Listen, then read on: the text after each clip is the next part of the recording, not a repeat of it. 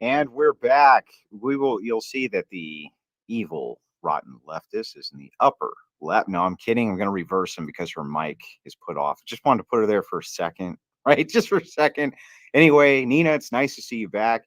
How you been? Why don't you take a second, tell everybody where they can find you, and just briefly a little bit about yourself. We're on twitch.tv/Nina, Neina, as it's spelled right here.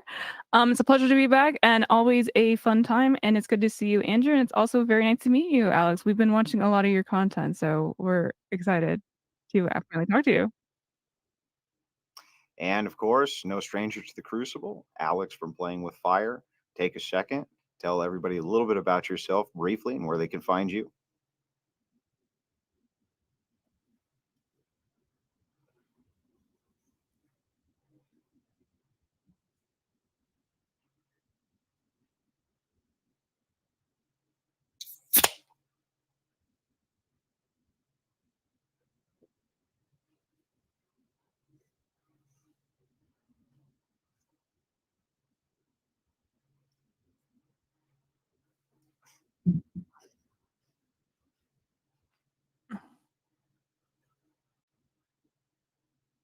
Yeah, we can hear you. Andrew, what are you drinking? Is not able to hear me. Okay, guys, let me know if this is better. Okay, chat, just give me a thumbs up of what the audio is. Yeah, I was kind of worried this would happen. We got sound, audio's fine. Okay, awesome. Okay, good. Anyway, the topic of the debate tonight is going to be on the red pill. And I'm sure that that'll move into the conflicting views that both of these people have with each other probably right away. I'm going to give each of them 7 minutes for their introduction. They don't have to take the entire 7 minutes. They can take as much of it as they want or as little of it as they want. Nina was the challenger. I'm going to let her open first, which means she's going to close last. You can find us right now. We're streaming actually this debate on Twitch of all places.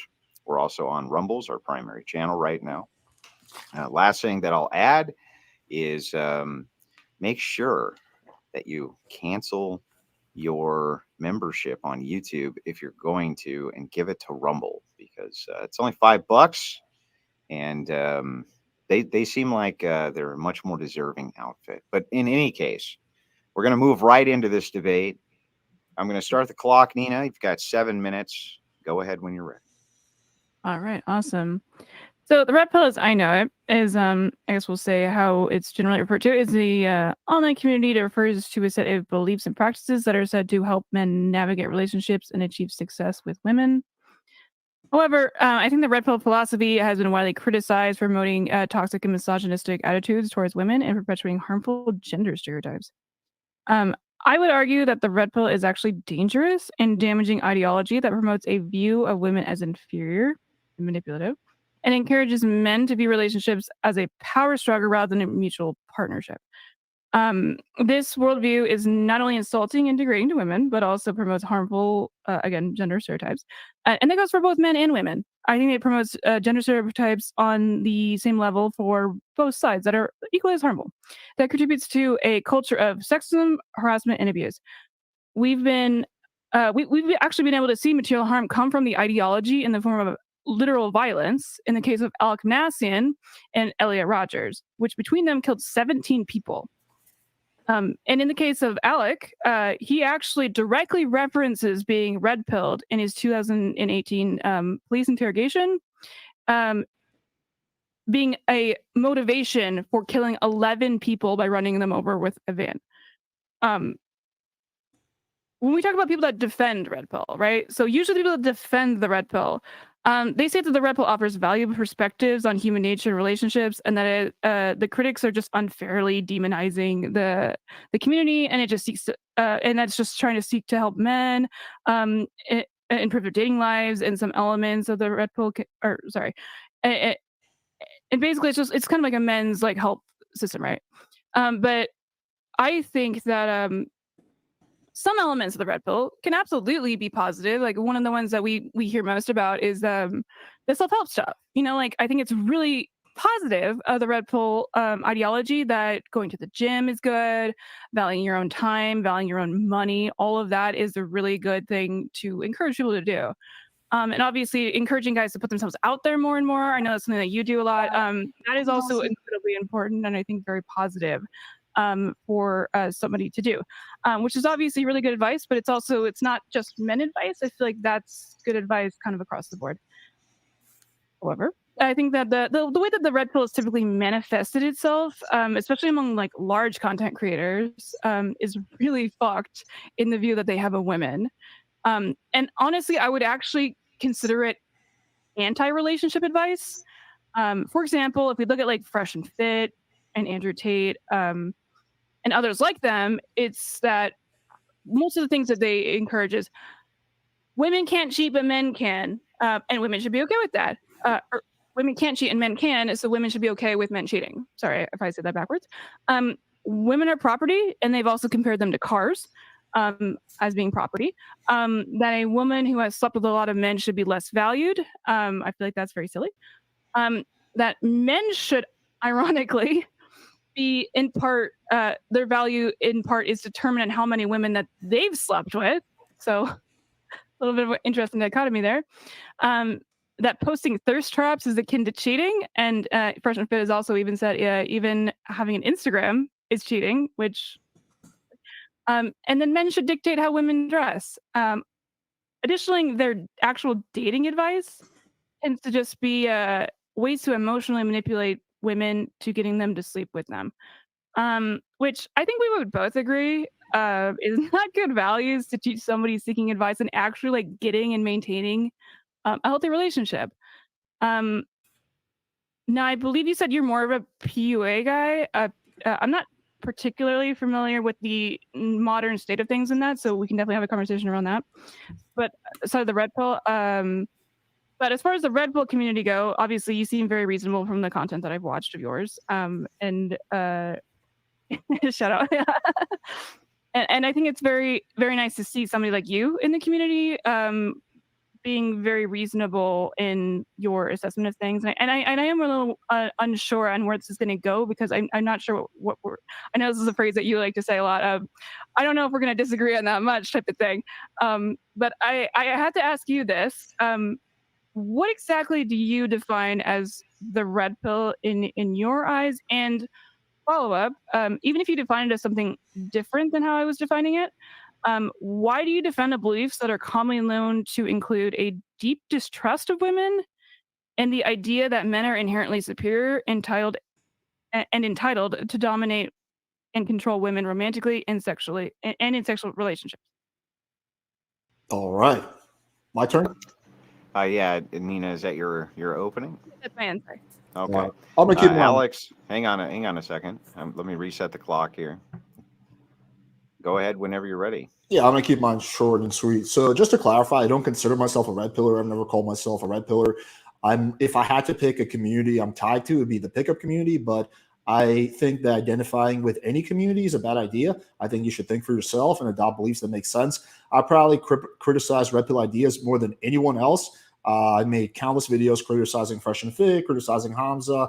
I made some videos criticizing Andrew Tate. But I also think there's some good stuff there, kind of like you. So, we can kind of get into what I think is good and what is bad. But just to clarify, I'm in no way a representative of the red pill community by any stretch of the imagination. I've literally been more critical about red pillars than I think 99% of people on YouTube. So I think it would be more interesting to debate things that I actually believe rather than because I don't want to defend beliefs that I don't actually hold. So I think if you want me to steel man their positions, I could probably do that. But I think it'd be more interesting if we get into the things I believe. Also, very small thing. I just felt like I should mention this. Elliot Rogers was not actually a red pillar. He was an incel / closer to the black pill. So he was not actually a red pillar, but that's a small point. Okay, you also asked me a question. What is the red pill? So I think the red pill is probably again, you have to keep in mind, in these communities, there's disagreements, right? So, one red pill content creator may believe this, one red pill content creator may believe that, right? So is that which one is the red pill? So I guess we're looking at more of the overall culmination of ideas, right? A lot of it is based on Rollo Tomasi's work. So we call it, sometimes make fun of it, called the Rollo pill. But yeah, it's kind of a lot of the stuff you mentioned. There's some older stuff. It believes in the premise that as a man, you got to level up, you got to get your finances in order, that you have to be very careful because women are for the streets, they're going to cheat on you.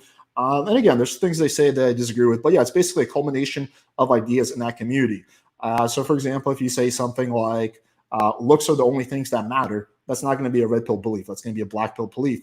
But if you say something like, hey, your success with women will be a combination of your money, status, game, fitness, like that is something that they will agree on. So again, we're looking for like kind of consensus in opinion. And I can, I think I understand their positions pretty well, but I do think it'll be more interesting to debate things that actually like believe it.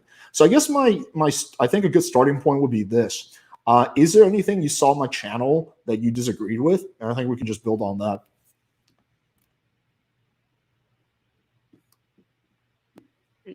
Is that your intro? I don't know. Yeah, short and sweet. Want to run into it? Yeah, hang on. The floor is open. Go ahead. Okay. Just like like when Myron has sex, short and sweet. If he ever does. Can you repeat your question? I'm sorry. I wasn't sure if it was like a rhetorical one or if you were directly asking me. So what I'm saying is I think that, it'd be interesting to debate things that I actually like believe rather than like me steel manning red pill. Right. Yeah. Of course, I don't want you to do that, obviously. I think one of my biggest issues I have with you and like seeing like your content and like what you're like, I mean, I wasn't watching your direct, like I saw you do like interviews and stuff like that. But I didn't end up watching those. Unfortunately, but I did watch your talking to Destiny and Vosh, and I feel like one of my biggest issues is I don't really understand what you believe, because it seems like you have some really reasonable points around this. I guess let me say my direct thing is, why are you on the opposite? Like, obviously, I'm trying to say that red pill is bad, and it seems like you're kind of just saying that you don't believe in the red pill ideology. So I'm a little confused there. I want to nail you down on what you do actually believe, because of course I don't want you to like steal man for somebody else, or Yeah, because I feel like stigmatizing communities doesn't lead to anything good. So me and Destiny actually have a very similar belief on this. I think me and Destiny agree on like 95% of dating related. Right, that's why I'm confused as why you chose he has the same like mindset as me, is that stigmatizing these communities never lead to anything good, because when you start shaming and stigmatizing, you're saying this is bad, you just, every single person in that community shuts down and you completely close the door for discourse. I've had many people who are like, yo, I used to follow this red pill stuff, then I watched your content, you seem really reasonable, now I don't believe in that stuff anymore. But if I had shamed them, stigmatized them, and said like, oh, you guys are wrong, this is bad, they would have never, that's not a good way to build a bridge. So that's why I don't condemn it. Also, furthermore, there's things I legitimately agree with the red pill community on. Like, there's things they get right, and there's things they get wrong. So, I mean, we can go through them like one by one if you want. But yeah, I made many videos like, hey, this is what the red pill gets right. This is what the red pill gets wrong. But they're not wrong about everything. They're right about a good amount of things. Okay. I guess I'm like a little confused on how to structure this, but yeah, I would love to know. Again, you specifically said that like I am like, as strongman, or that it seems like you have different positions on those things, and as I said, I've seen your content, and you seem very reasonable, and again, like your thing is always, I don't think we're gonna disagree on a lie here. So I want to know what we do disagree on. Like, so you're saying that the red pill community has good aspects of it. Is it anything different than what I was talking about earlier in my intro, where it was just like working out is good, like putting yourself out there, like being more confident? Like, is it mostly like that type of stuff that you think is good, or is there other like more like, what elements of the red pill do you think is good?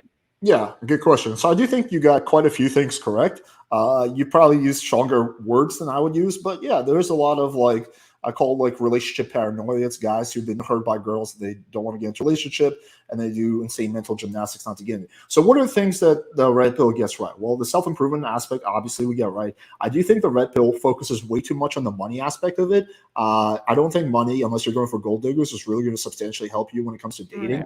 So I think they over-focus on that. But the stuff about fitness, learning game, stuff like that, that's great. Another thing I think they get right is they talk about let me just, it's been a while since I defended the red pill positions.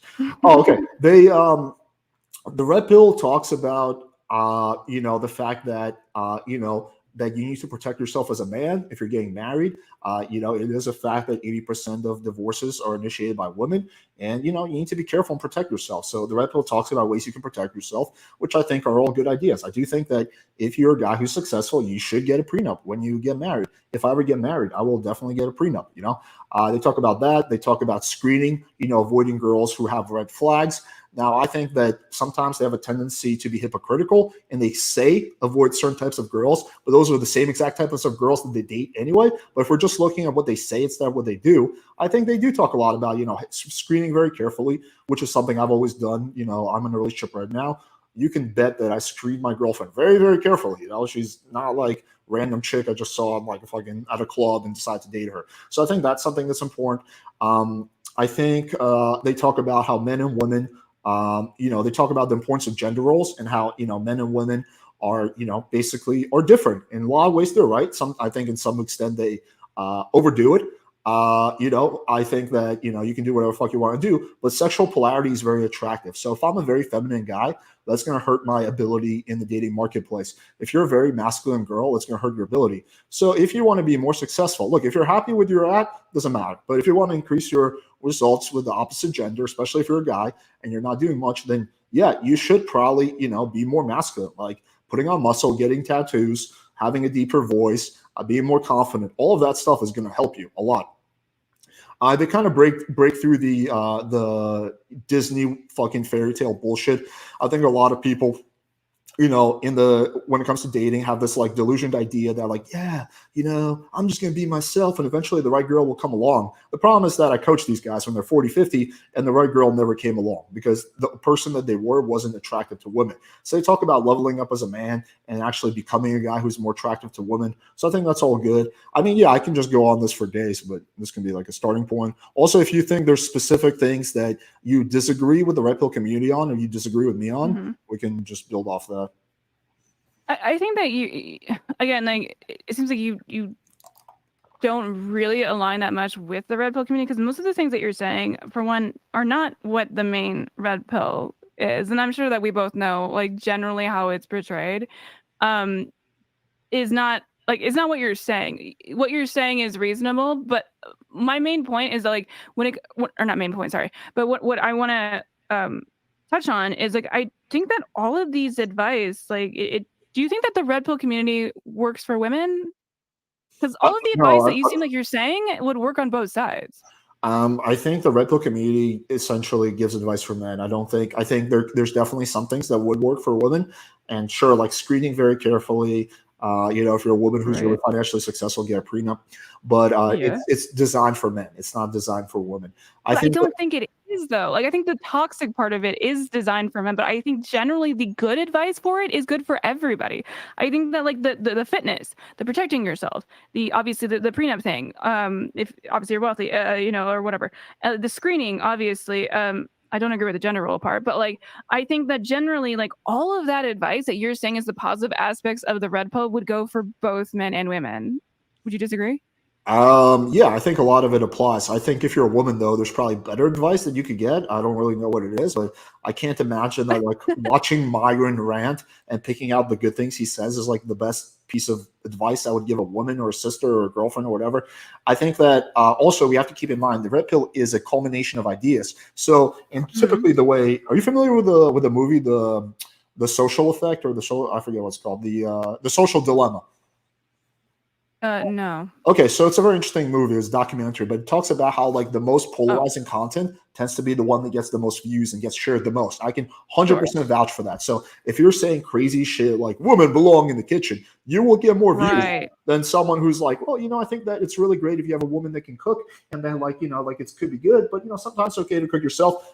It's boring. No one gives a shit, right? So by default, the content that you're going to see is the more extreme content. But there's actually like a lot more reasonable red pillars. Like if you look at Austin Dunham, for example, or this guy LFA. I mean, there are more reasonable red pillars. It's just that that's not what's popping up in the algorithm.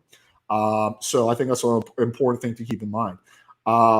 But yeah, I mean, wait, hold on. Are you trying to say that that it's useful to have these extreme views, like the Fresh and Fits of the world or the Andrew Tates of the world, because it's going to get more people invested into? You're not saying that, okay? So what? I'll let you finish. Maybe I cut you off there. Sorry.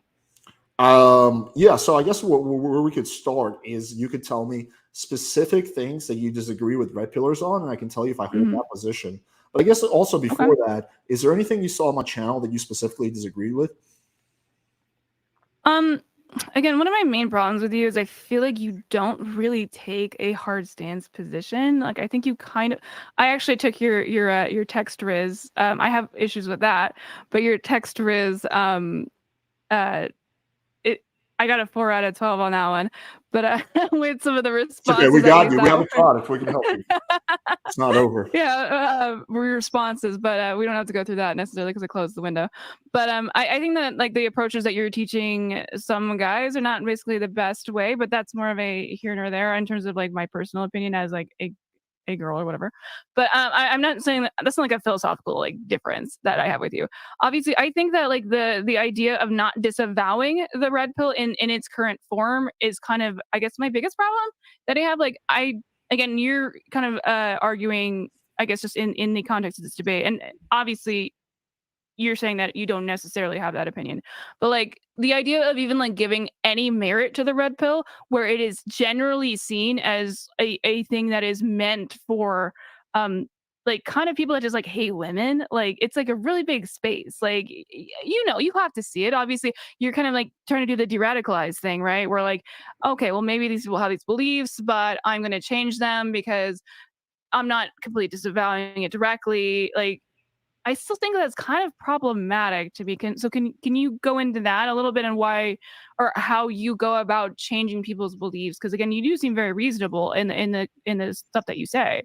But like you won't say like, oh yeah, red pill is bad. Is that the only reason why? Like because you think that you can like basically like very kind of Destiny style, Yeah, like so de-radicalize first of people? all, I completely disagree with the idea I don't take any hard positions. I think I've taken hard positions, even things Okay. that 90% of my chat will disagree with me on.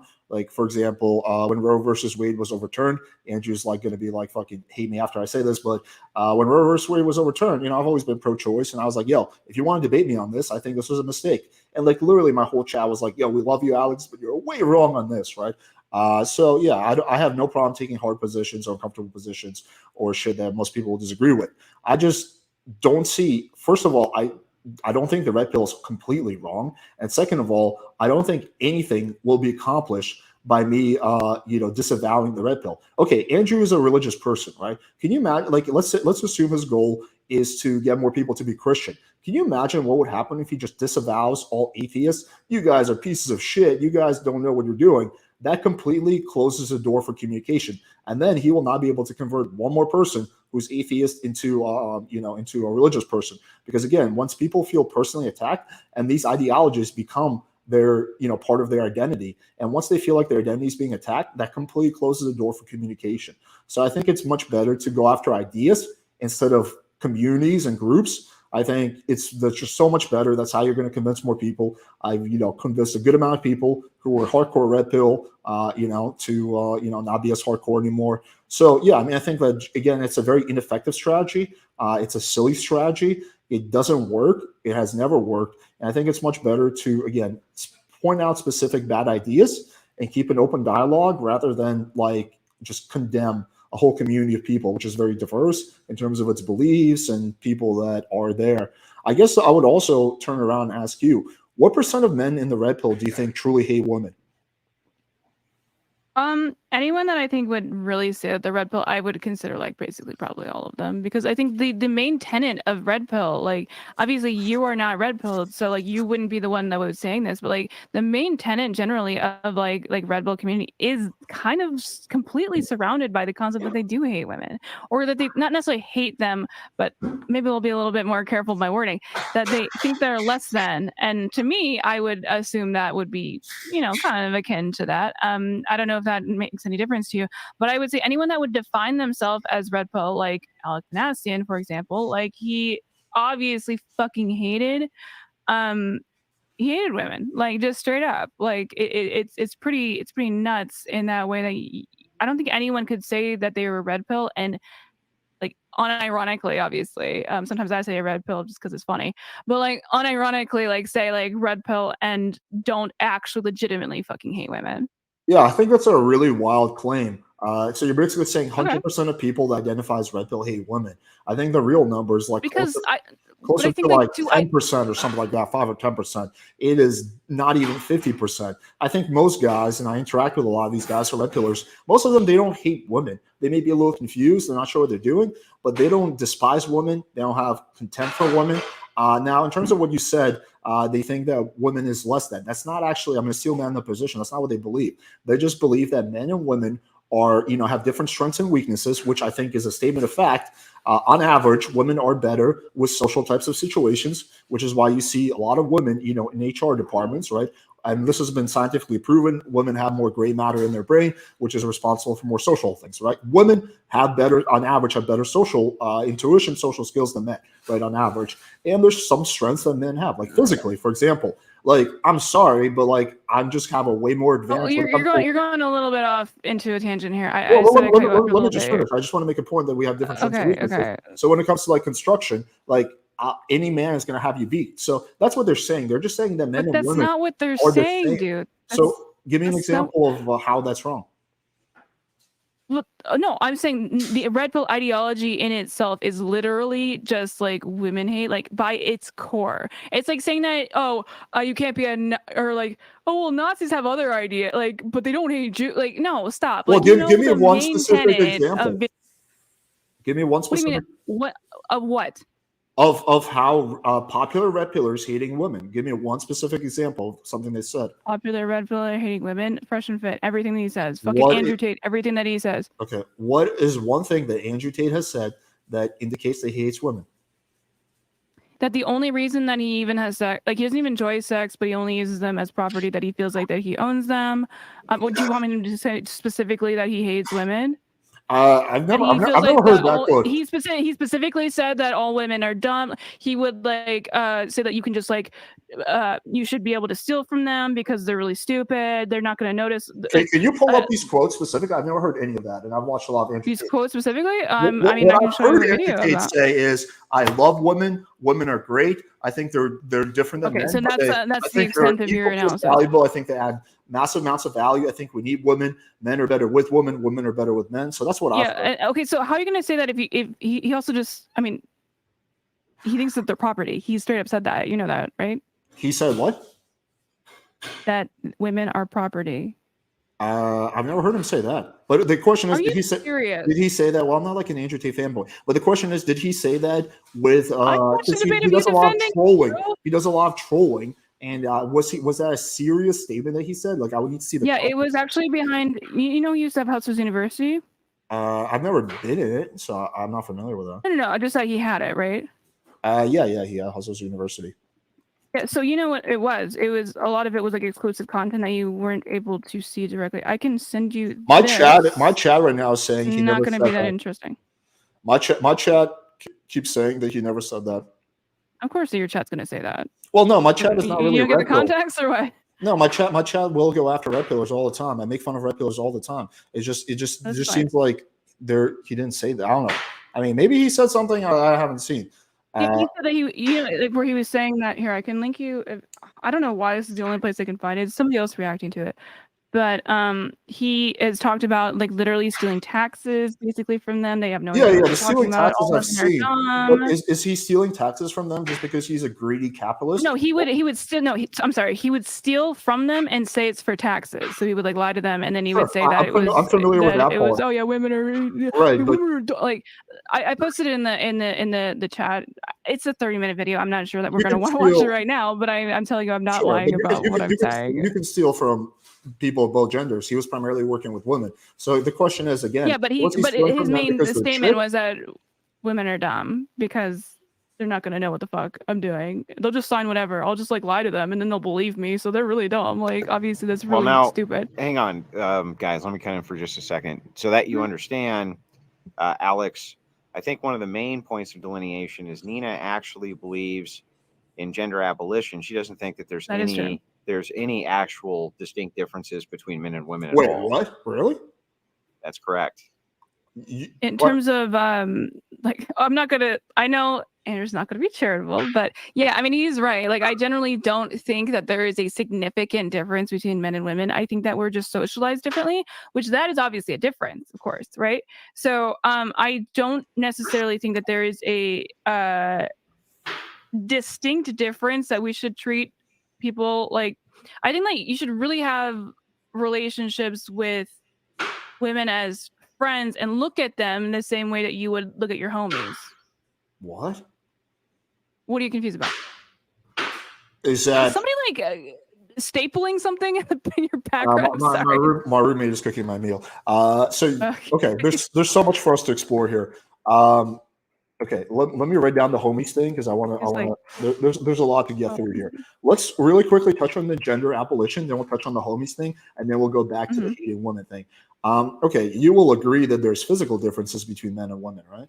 Of course, that'd be silly if I didn't say that. Okay, how familiar are you with the effects of testosterone? As long as we're not going into like some hyperchemistry, I am very familiar. I'm very pro-trans, and obviously that kind of makes me have to learn about that type of stuff. Yeah, well, testosterone is like can have a massive impact on your brain chemistry. So, for example, quite often they give it to guys who are like depressed, right? Who are very anxious. I'm personally on TRT, and I had very low testosterone. I can tell you, I had this baseline of anxiety, got on testosterone, that went away, right? It fundamentally changes your brain chemistry. If you overdo it, it makes you angry, aggressive, blah blah blah.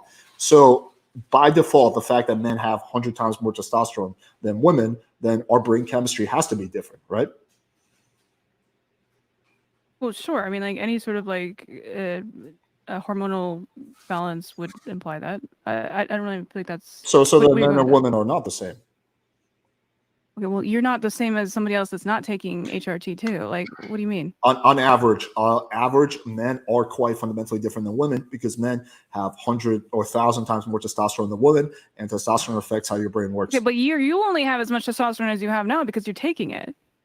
But even if I wasn't, I still, naturally speaking, women have a fraction of testosterone that men do. Sure, I'm not arguing that. It's like the difference isn't like 50%. It's like 100x. Okay, so?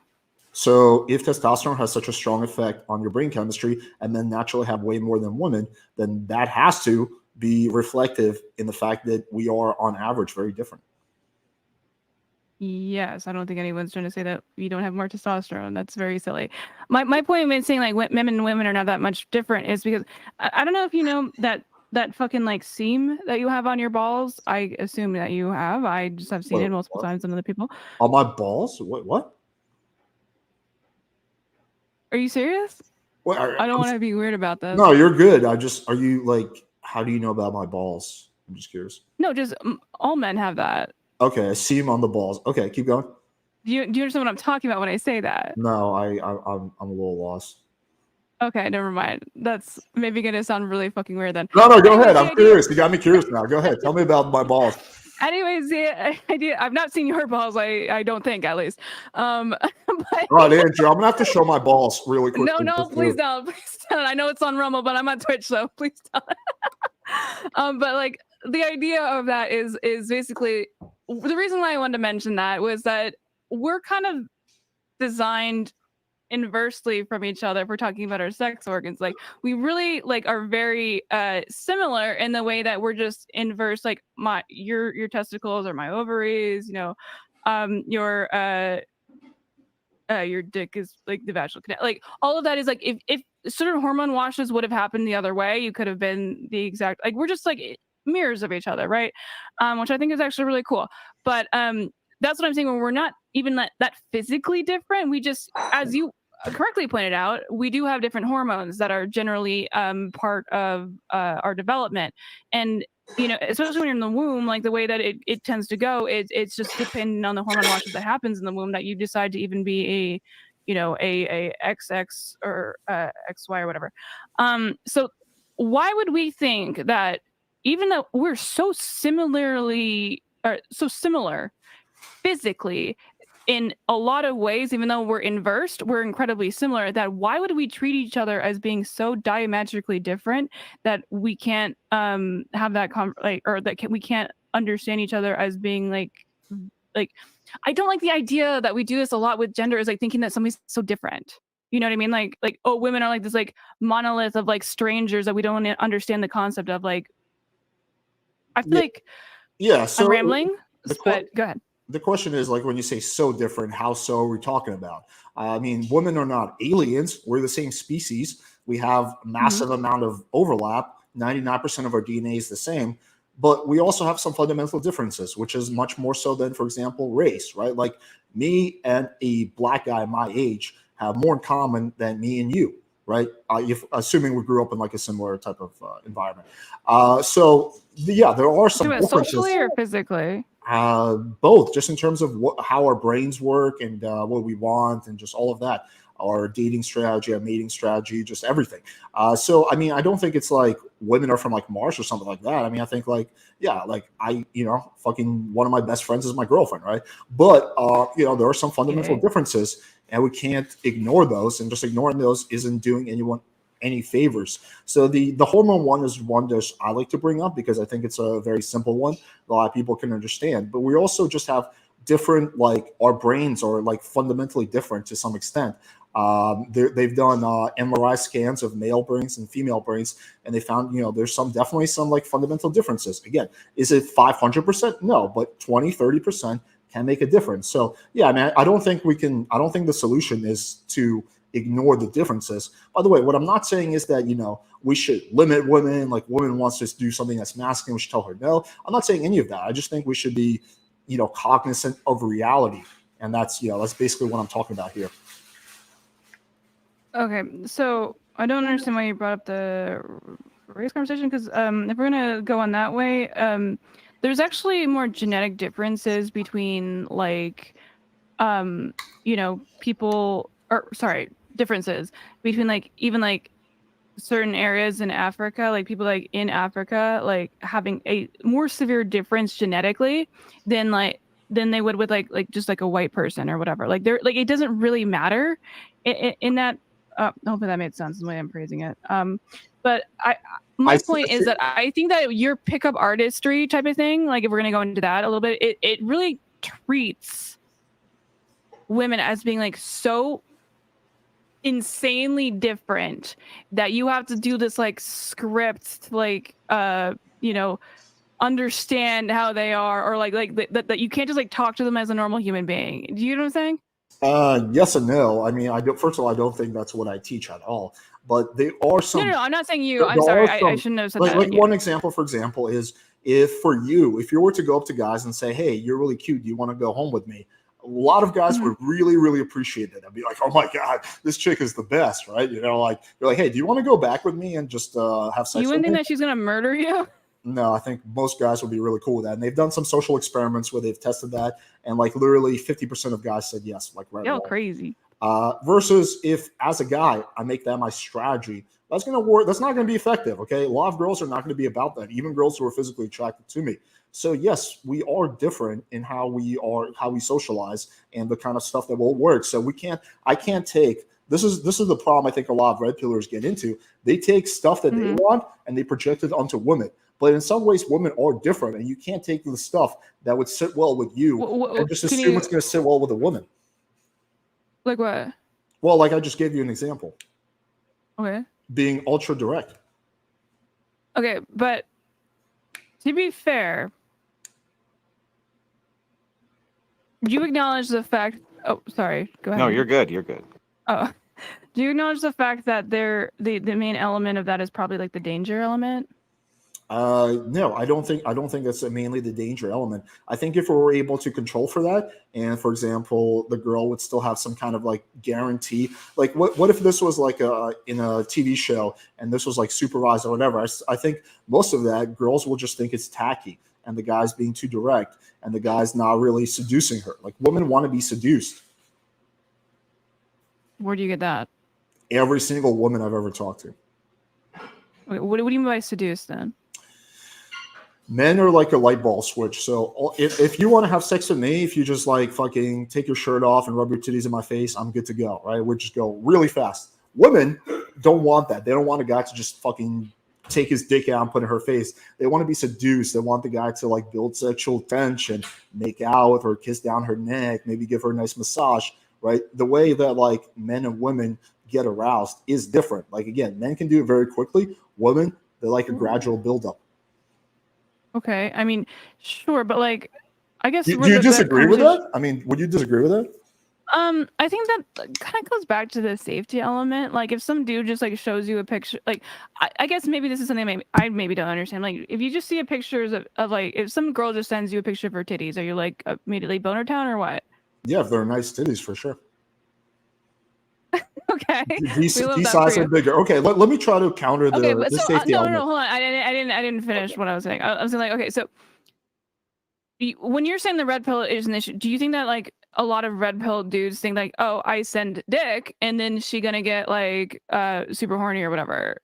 Is that kind of what you're getting at? No, that's not really common. But what it would be is the red pillar will be like, oh, well, I'm very logical. So what I'm going to do is I'm going to go on a date and tell her logical reasons why she should be attracted with me. Like we kind of, I make this joke about Fresh and Fit a lot. Like Myron shows up. Red like the most illogical thing, dude. Wait, hang on. Myron shows up to the date and he's like, so I'm a high value guy. I have a popular podcast. I do this and this and that, right? But that's not actually going to be attractive to girls. It's just going to seem like the guy's bragging. So it's not so much like the dick pic. It would be like autistically cringe. It's more of like, stuff like that. Also, I just want to comment on the safety element. So just going into the relationship I with my girlfriend, I'm assuming my girlfriend we've been dating for 3 years feels very safe with me and vice versa. So for example, when we're like a little TMI, but if we're like about to like, like if I want to have sex with her, she wants to have sex with me, right? Like I'll typically like, maybe like touch on her titty for like 30 seconds. I get a boner and like, I'm like ready to put my dick inside of her versus she's like, wait, babe, let's make out a little bit. There's no safety element. She's already on my bed, but she wants me to turn her on. Like she wants me to make out with her for 5-10 minutes, like get sexy, kiss down her body. Right. So it's not just the safety element. It's just that again, women are more of like a knob and then more like a switch, and that's how it works. A woman has to get wet for the sex to feel good, for it not to be painful, and like that doesn't happen within 30 seconds versus a man just has to get a boner and that's it. Sure, but my point is that like we're not talking about like in like a relationship. Don't make fun of my sex life. We're talking about like just like I assume most of the time that again I haven't seen your direct like I don't know if you like do like you talk to people directly, but I know you have like a thing. I could have spent like $217 or whatever that was on your class, but I could have talked to you for free. But I'll send you free access if you want. Oh, okay, that'd be awesome. Sure. We got to get your Riz up. 12. I know. Yeah, I need my Riz up. Anyway, I feel like you're just like throwing me for a loop here with being over graphic. Do you really think that like that is advice that would work for like the average Joe? Like we're not talking about how to turn on like their girlfriend or whatever. You're talking about like dating advice for people. I feel like I am so off the rails here because I was like so thrown for a loop. Well, I'm trying to give you an example of how how women typically want you to build up more sexual tension and all right, more build up. There's no safety element. Yeah. I mean, are you going to tell me? Okay. No, I think that okay, it's not necessarily a safety element. I remember now. Sorry. Where a comfortability option. You kind of alluded to that, where it is like a kind of a comfortability thing. It's not necessarily like a safety thing, but like the aspect of that would also be involved in the comfortability of like obviously like it's not like that she's like not into you, but maybe like she's not as comfortable or like whatever. But that wouldn't apply if it's my girlfriend because she's very comfortable with me, right? So there's got to be something else to it.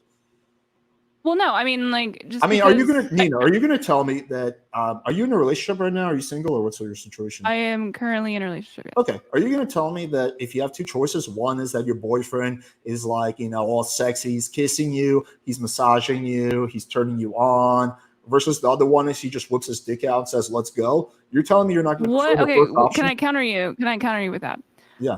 Maybe this is just because I am like literally borderline like autistic, but I'll just be like, yo, do you want to fuck? But do you prefer if he goes like straight in or he does some foreplay? I prefer to be like, yo, do you want to fuck? Instead of him like kind of like doing some weird like alluding to like romance. Like I like the directness. I don't know. Like Okay, is that so you something don't you're like using you it- don't like but you you don't think most women don't like that, right? you don't like foreplay? No, not really. Okay, the vast majority of women like foreplay. Yeah. Oh, do you have any based off of what? Based off the hundreds of girls that men slept with. Maybe they just wanted. I mean, have you not just like been like, yo, you want to fuck?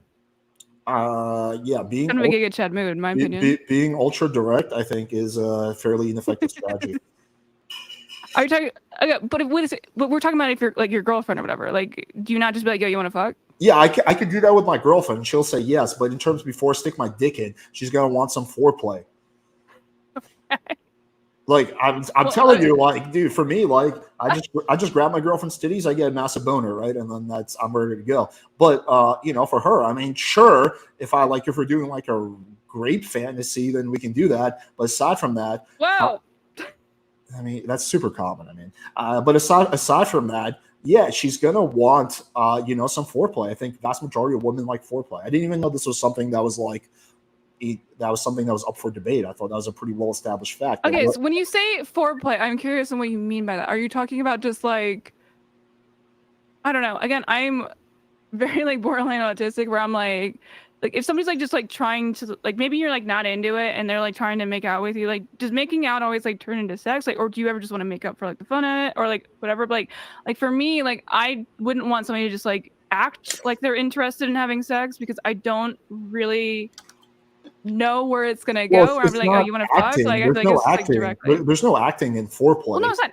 It's you want to sleep with either a girl you're with or a girlfriend or whatever. Do you not ever make out with your girlfriend without wanting to directly fuck? Sure, yeah, we have made out without having sex, like in public, for example. Yeah. Okay, so I don't know. Maybe this is a personal thing for me. Maybe like. Oh, you're saying in public, but like if you're in private, like you're hanging out. We have like if we're limited on time or whatever, yeah, we'll make out, and not have sex. Sure, we can make out and not have sex.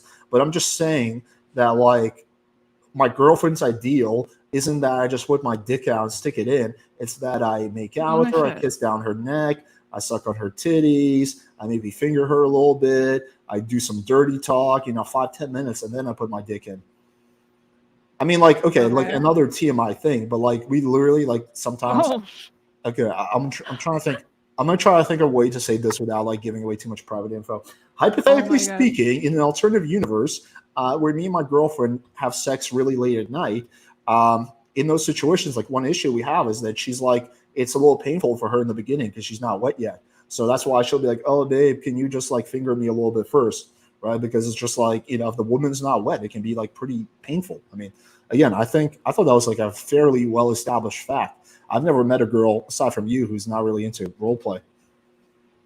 Role play? I'm sorry, in foreplay. I was like, what? That was a little bit of a stretch. No, you're good, Nina. I know you're into some freaking ass fucking role play, so I got you. Yeah, obviously. As we all know, sure. Why are you so open about this? I mean, well, because first of all, I've been open about it in the past, and second of all, because we're having. No, I know it's just funny. Yeah, we're having a good time. Anyways, so what is your main point of saying the whole foreplay conversation? That there are some ways in which women are fundamentally different than men, especially when it comes. So wait, you think that? So you're saying that men don't like foreplay? I'm saying that men don't need foreplay versus women do. Well, I'm sure there's plenty of men like that, like don't just get boners off of like touching titties. Yeah, we're talking about averages. On average, most men don't really, if they're sexually attracted to a girl, they don't really need foreplay. Versus most women do, even if they're really sexually attracted. You don't think that's a really bad thing to teach people? Because doesn't that seem like maybe if you have like a condition, it's bad? Like foreplay is bad? What? No. This idea that you're saying like all men just need to touch titties and they're gonna get a boner. What if people have like other things going on where they don't just get a boner touching titties? You don't think that's kind of like a toxic masculinity type of thing where maybe they're just like they need a little bit more romance? Maybe like first of all, I'm not saying all men. I'm saying men on average. So for every rule, there's a bunch of exemptions. I'm sure there's. Right, but you've been a little gung ho with the way you're using of the language here. Like No, I think it's a general statement. It's like saying on average men are much stronger than women. I'm sure like fucking Ronda Rousey could beat the shit out of me and Andrew, but that doesn't mean that the statement is wrong. That women are like not me, but maybe you, just me. Yeah. Yeah, You got that God strength. God is not going to let you like falter. Yeah, you got the God punch. So yeah, like that, it's the same thing. Like, yeah, sure, there's some women who can beat me up, but on average, that statement is true. Right, but I want to bring us back to the main point of the conversation, right? Like the red pill pickup artist, whatever. Like I think like a lot of it is like really harmful, like gender stereotypes. Where I think that's kind of like feeding into that when you're saying like, oh, all men should get a boner if they touch titties. Like, and you're saying obviously you're qualifying it. Well, don't straw man me. I'm not saying they should. I'm saying they do. That's very different. There are some men who have erectile dysfunction, which is different. They cannot get a boner by touching a titty. Okay, but you're saying that's even worse. You're saying all men do, but then there's a lot of men that don't. Do you understand what my point is? Saying? The majority of men do get a boner from touching a few titties, yes.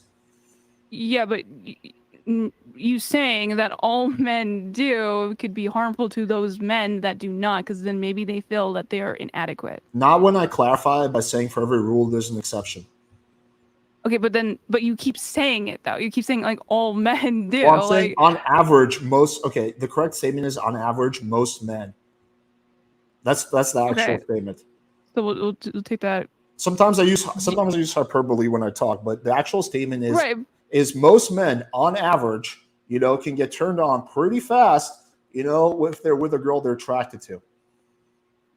Okay, then I have to then follow that up with, do you not think that makes that seem like that is also a following up of the harmful stereotype where if your boyfriend maybe has erectile dysfunction or something and he doesn't get a boner off of like touching your titty, that might make women feel that they're inadequate? No, I think that if you're watching this and you have a hard time getting a boner and you get offended or you feel shamed, then you're a dipshit.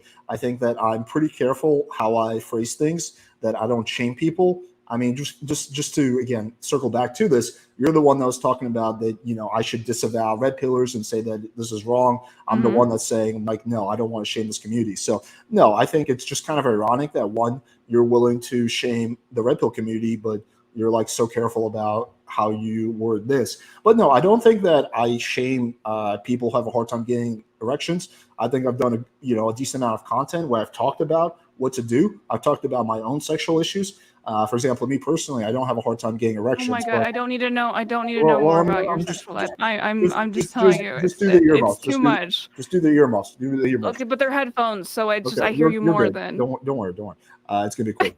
So basically, what I've opened up to me. Dude, this is like the thing you object to. Like we've been saying the most fucking filthy ass shit, and you're like, "Oh my god!" I just feel like I know too much about you at this point.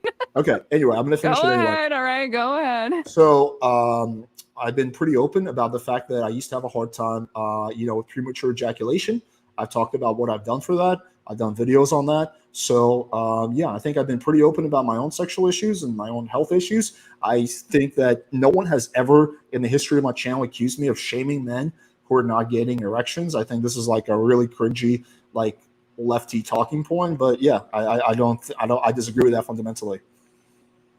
I don't think that you're shaming men. I think that the idea. Okay, do you understand the exclusionary value of like saying like, oh, men should be a certain way, and if a man is not that certain way, that. No, again, I'm never saying should. I'm saying most men are.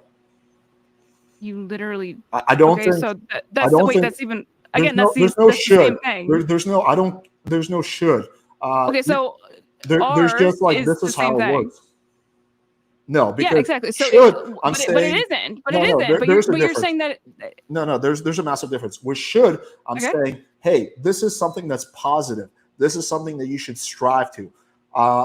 You should be a really decent human being who's honest and contributes to society.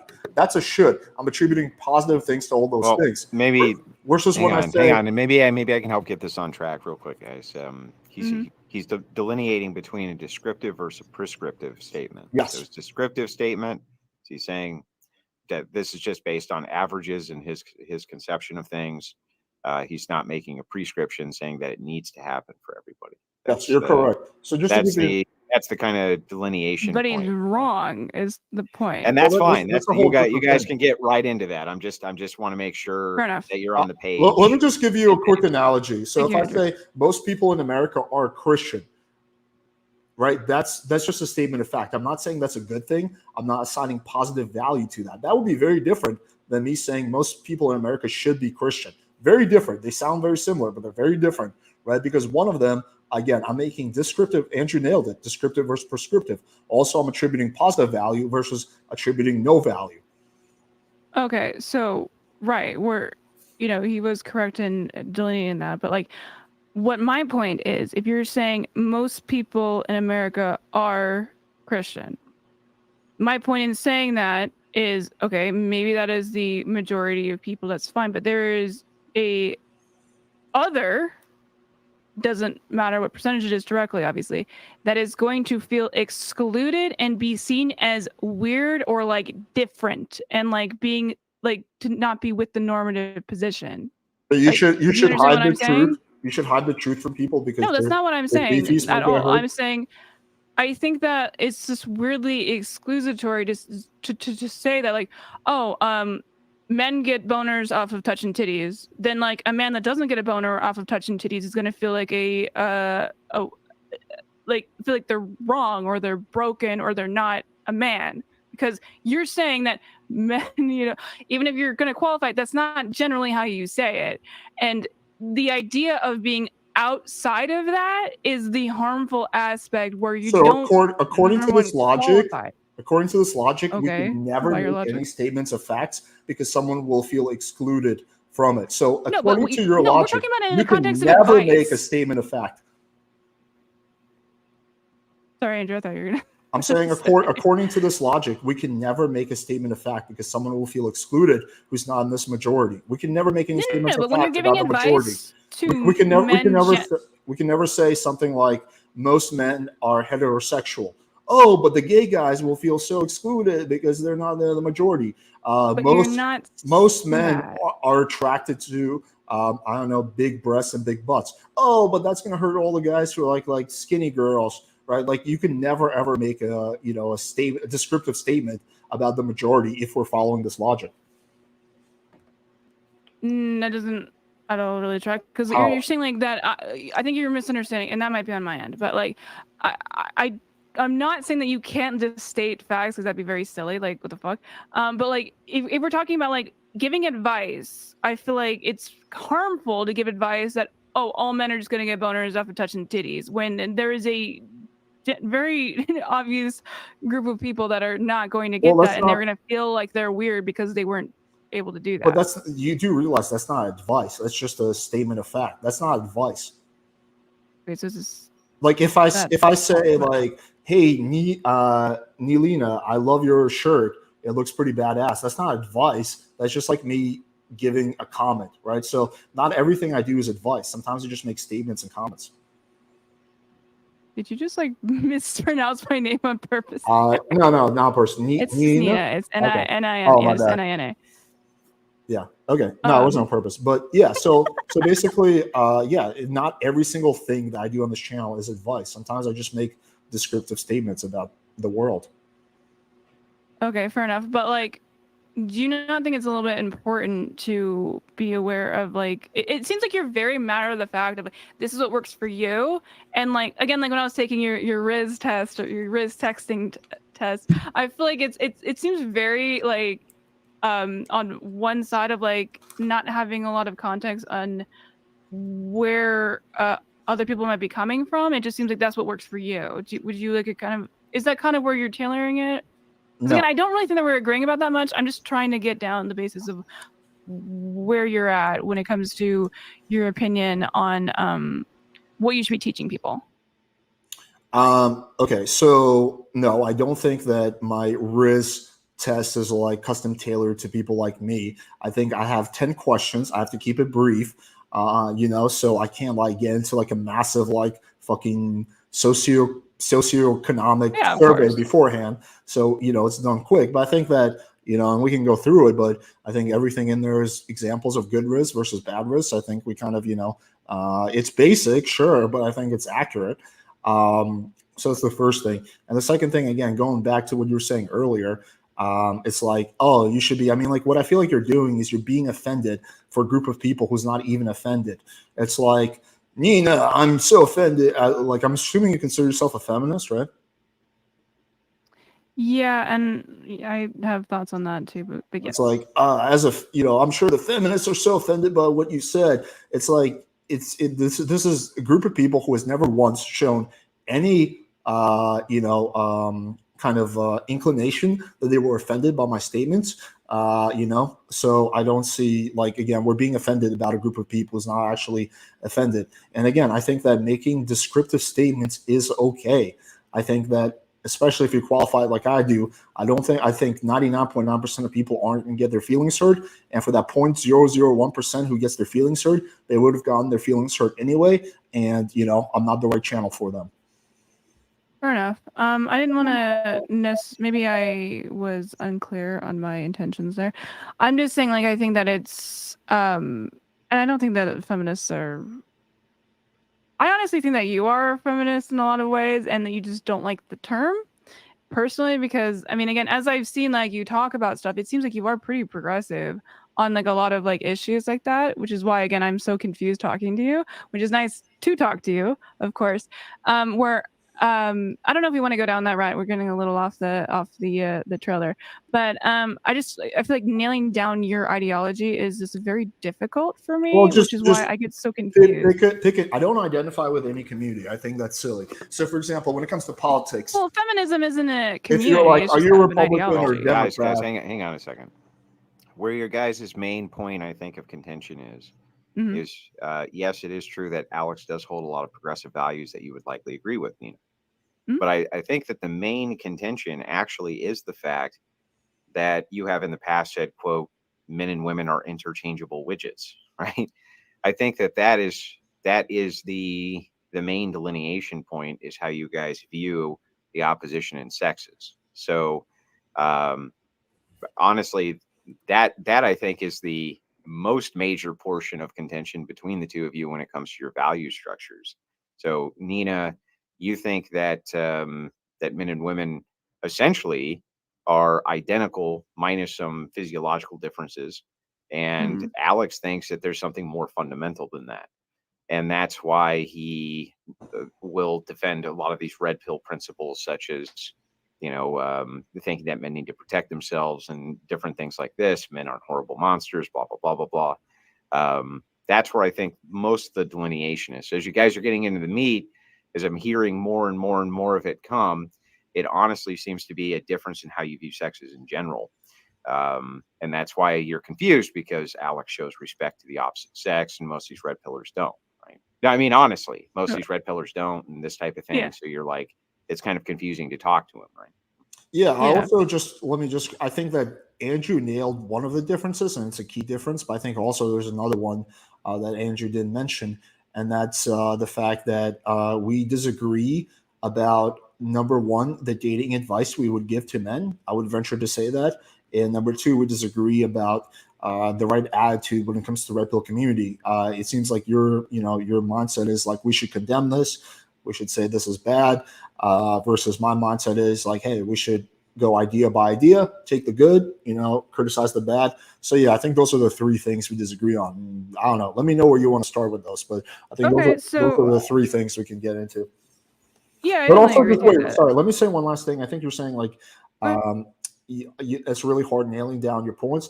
So I think the reason you feel that way is because I don't identify with any community, right? And again, I'm the same way with politics. It's like, oh, what do you believe politically? Well, I'm not a Democrat, I'm not a Republican, right? I think there's some things that Dems get right, some things that Republicans get right, some things that fucking libertarians get right, and whatnot, right? So, but if you ask me idea on idea, like specific point, I can give you a very clear answer. It's just that, like, I can't say, hey, I'm with this community or I'm with this ideology, because that's not the case. Okay. So I guess where I want to maybe cover is the aspect of, this is something that I find very interesting, because I'm not really sure where I land on it directly either, where you're saying that you don't want to necessarily condemn the red pill community. And this is going to get into a little bit more philosophical, and feel free to change the subject or whatever if it's going to be a little bit too into that, into the weeds, I guess. Oh, you're good. But like, do you not necessarily think that allowing an ideology to exist in terms of not condemning it might then perpetuate harmful behavior? For example, if you have like, obviously in America we have freedom of speech, like you can be a Nazi if you want to be a Nazi, I guess. But like, do you think that like you understand the fallacy of tolerance? No, can you explain that to me? Yeah, okay, so the fallacy of tolerance is like basically if you allow for intolerance, like obviously Nazis and like racists and like white supremacists, their ideology is going to is against letting other people speak. So it is inherently like intolerant of other races, other, you know, religions, other whatever. Like it's inherently intolerant. So the tolerance of that then breeds intolerance because you're tolerating the intolerance of the other ideology. Does that make sense? Sort of. I just disagree with it. Like okay, so like think about like Kick or whatever. So, just to paraphrase, you're saying intolerance won't be tolerated. No. I'm saying if you tolerate too much, it breeds intolerance of other like if you're going on like a super free speech platform, it's just going to be a bunch of fucking Nazis and pedophiles generally, which means that people aren't going to want to like are being like they're not going to want to be there, or if it's like a really racist like thing, like if somebody's like if you're a Wait, you black think person for free example speech and leads to Nazis and pedophiles? no, you're not understanding what I'm saying. I'm saying like if there's no like consequences for that behavior, then it means that it normalizes it, and then that normalization of the intolerance creates a culture, or it depends if we're talking specifically, but like if there's a bunch if anytime that you as a black person goes on to a different website you're gonna and you get called the n-word constantly, you're not going to want to be on that website. That is, they are intolerating your presence. So if you're tolerating people saying the n-word to you every single fucking time that you go on a platform, then that creates this, that's the fallacy, right, of the tolerant. If you're too tolerant and you're like letting everyone like just say whatever the fuck they want on a specifically, we're talking about like a not like in the country, I'm just saying like on a platform, right? Mhm. That's the fallacy of intolerance, right? Like where you are alienated other people by allowing hate speech like that to exist on the platform and not doing anything about it. Okay, I understand what you're trying to say. So my question for you would be this: do you think red pill channels should be banned from YouTube? It really depends what they're going for. If they're gonna be like hyper like, I mean, this goes the same way on like if anyone's like, there's a lot of like hyper like man hating channels too that are like, oh yeah, all men should die type of thing. I think that they should be subject to the same thing. And I'm not saying that red pill channels are generally saying that, but if like it goes to that level where it's like kind of like inciting violence or like treating like, oh, men are subhuman, But I thought you I said think that that red shit. pillars hate women. That all red pillars hate women. So Right, and I'm agreeing that like both sides of that should definitely be very careful and be very subjected to. I'm trying to be kind of relating here, but like yes, I do think like if it's a channel that is like very adamantly like, oh, it depends on the level. Obviously, I Nina, don't like I just make content. you fucking Susan is gone. Whatever the other dipshit is, he's gone. Wait, sorry. If you're watching this, I love you. You're doing a good job. Please don't punish my channel. I don't even think we're on YouTube at all. Nina, so I make you CEO of YouTube. Uh-huh. And are you going to delete? You said 100% of red pillars hate women. Are you going to delete their channels? No, I think most of red pill is actually a grift, to be honest. So, but no, I'm not going to do that. I'm just saying, like, if it's going to be like inciting violence type of rhetoric, I think that we need to be really careful about that. Yeah, sure. No one's disagreeing with you on that, but like that's already the YouTube policy. If you incite violence, you're gone. You can't incite violence on YouTube. Then what are we really disagreeing about when it comes to these channels? Like, I'm also agreeing. But I think it promotes it's a kind of like whitewashing in a way of like this rhetoric that becomes incredibly dangerous. Like what we're talking about with Alec Manasseh, he got that shit off of like Reddit, dude. He was a Redditor, like start getting into this mindset of women are evil, women suck, like they should all like we hate the Chads, Stacey's, like all of that whole thing. Like, you ever watched his interview? No, it's like too creepy for my taste. Yeah, there's a JCS on it. It makes it a little bit more palatable, but like, because it's edited.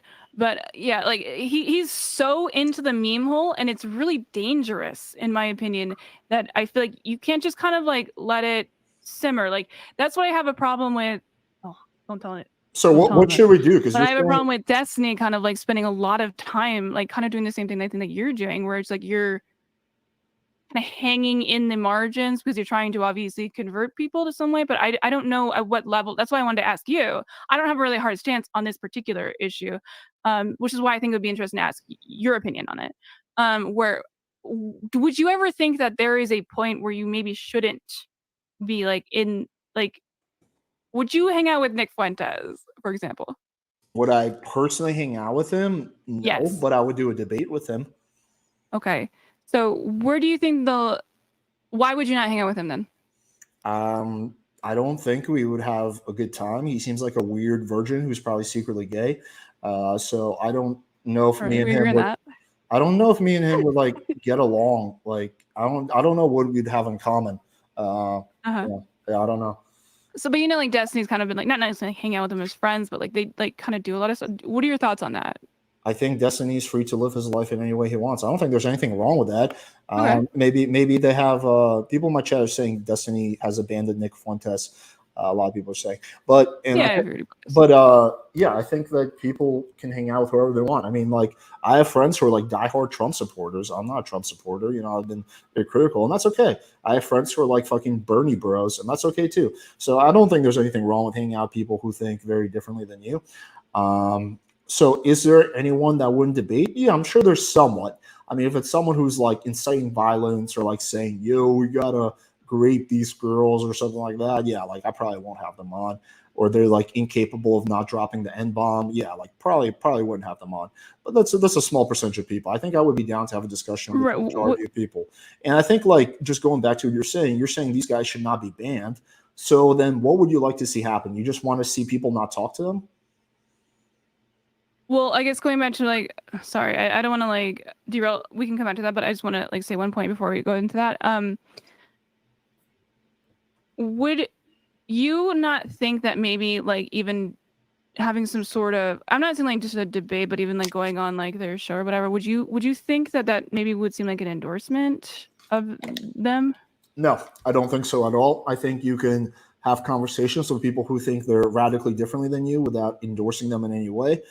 It depends on how you have the conversation. If you're like sucking up to them, then yeah, it can seem like that. But if it's a healthy debate, then no. I mean, I've debated a whole bunch of black pillars. I don't think I've ever endorsed the black pill. I'll debate like hardcore Christian people. I'll debate like feminists, and I'm not endorsing that. I think that healthy discourse is good. It's something that we need more of, which is why I like what Andrew does. I think that bringing people together who think differently is very, very important. And I think it's something that's lacking in society nowadays. And I want to see more discourse with people who disagree instead of like circle jerks on the internet where everyone who just agrees with each other tells them like, oh my God, that's the best idea ever. Bernie's the best. Yeah, man, Bernie bro for life. I want to see more discourse between people who think differently. I think that helps people who are kind of in the middle decide, because they can hear my arguments, they can hear your arguments, and they can see, hey, I think this argument was better. This is where I'm going to go in. I think also sometimes you can have people who are like hardcore in one direction, and then they hear a really good persuasive argument, and they maybe like start questioning their beliefs. So yeah, I think we should have more of that, not less of that. Okay, I mean, totally fair. I think I agree with you. Obviously, we're on the Crucible, and we both, I assume, are fans of being able to talk to people of other ilk or whatever. But do you think that there's maybe a point at which, like, when all you do is hang out with the opposite, like that, and then you I'm not saying you do this, I'm hypothetical, and then like you don't really have a hard stance on it, you think that maybe normalizes that position to some extent? No, well, are we talking about me or just in general? Okay, so again, I'm not saying that you do this, obviously, but I'm saying like if all you do is hang out with you're debating the opposite of the Nazis or whatever. I'm not saying you do that, obviously. I'm just hypothetical.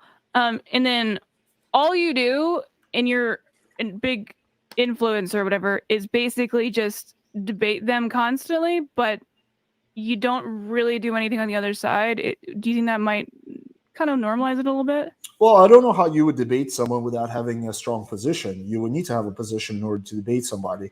But if you're like, all you're doing is like agreeing with them, like, I mean, that was like the reason, like, for example, Joe Rogan said he didn't want to like do a podcast with Trump because he didn't want to like, you know, like help him promote. Versus if you watch like the Nelk interview with Trump, which was a good interview, but yeah, there's no challenging. It just seems like they are endorsing that. So in that case, yeah, it does normalize it to some extent, and that's up to each content creator to decide to do that. I don't think that's applicable to me in any sense. I think when I debate people who have different beliefs, I challenge them on their beliefs. I do it in a respectful way.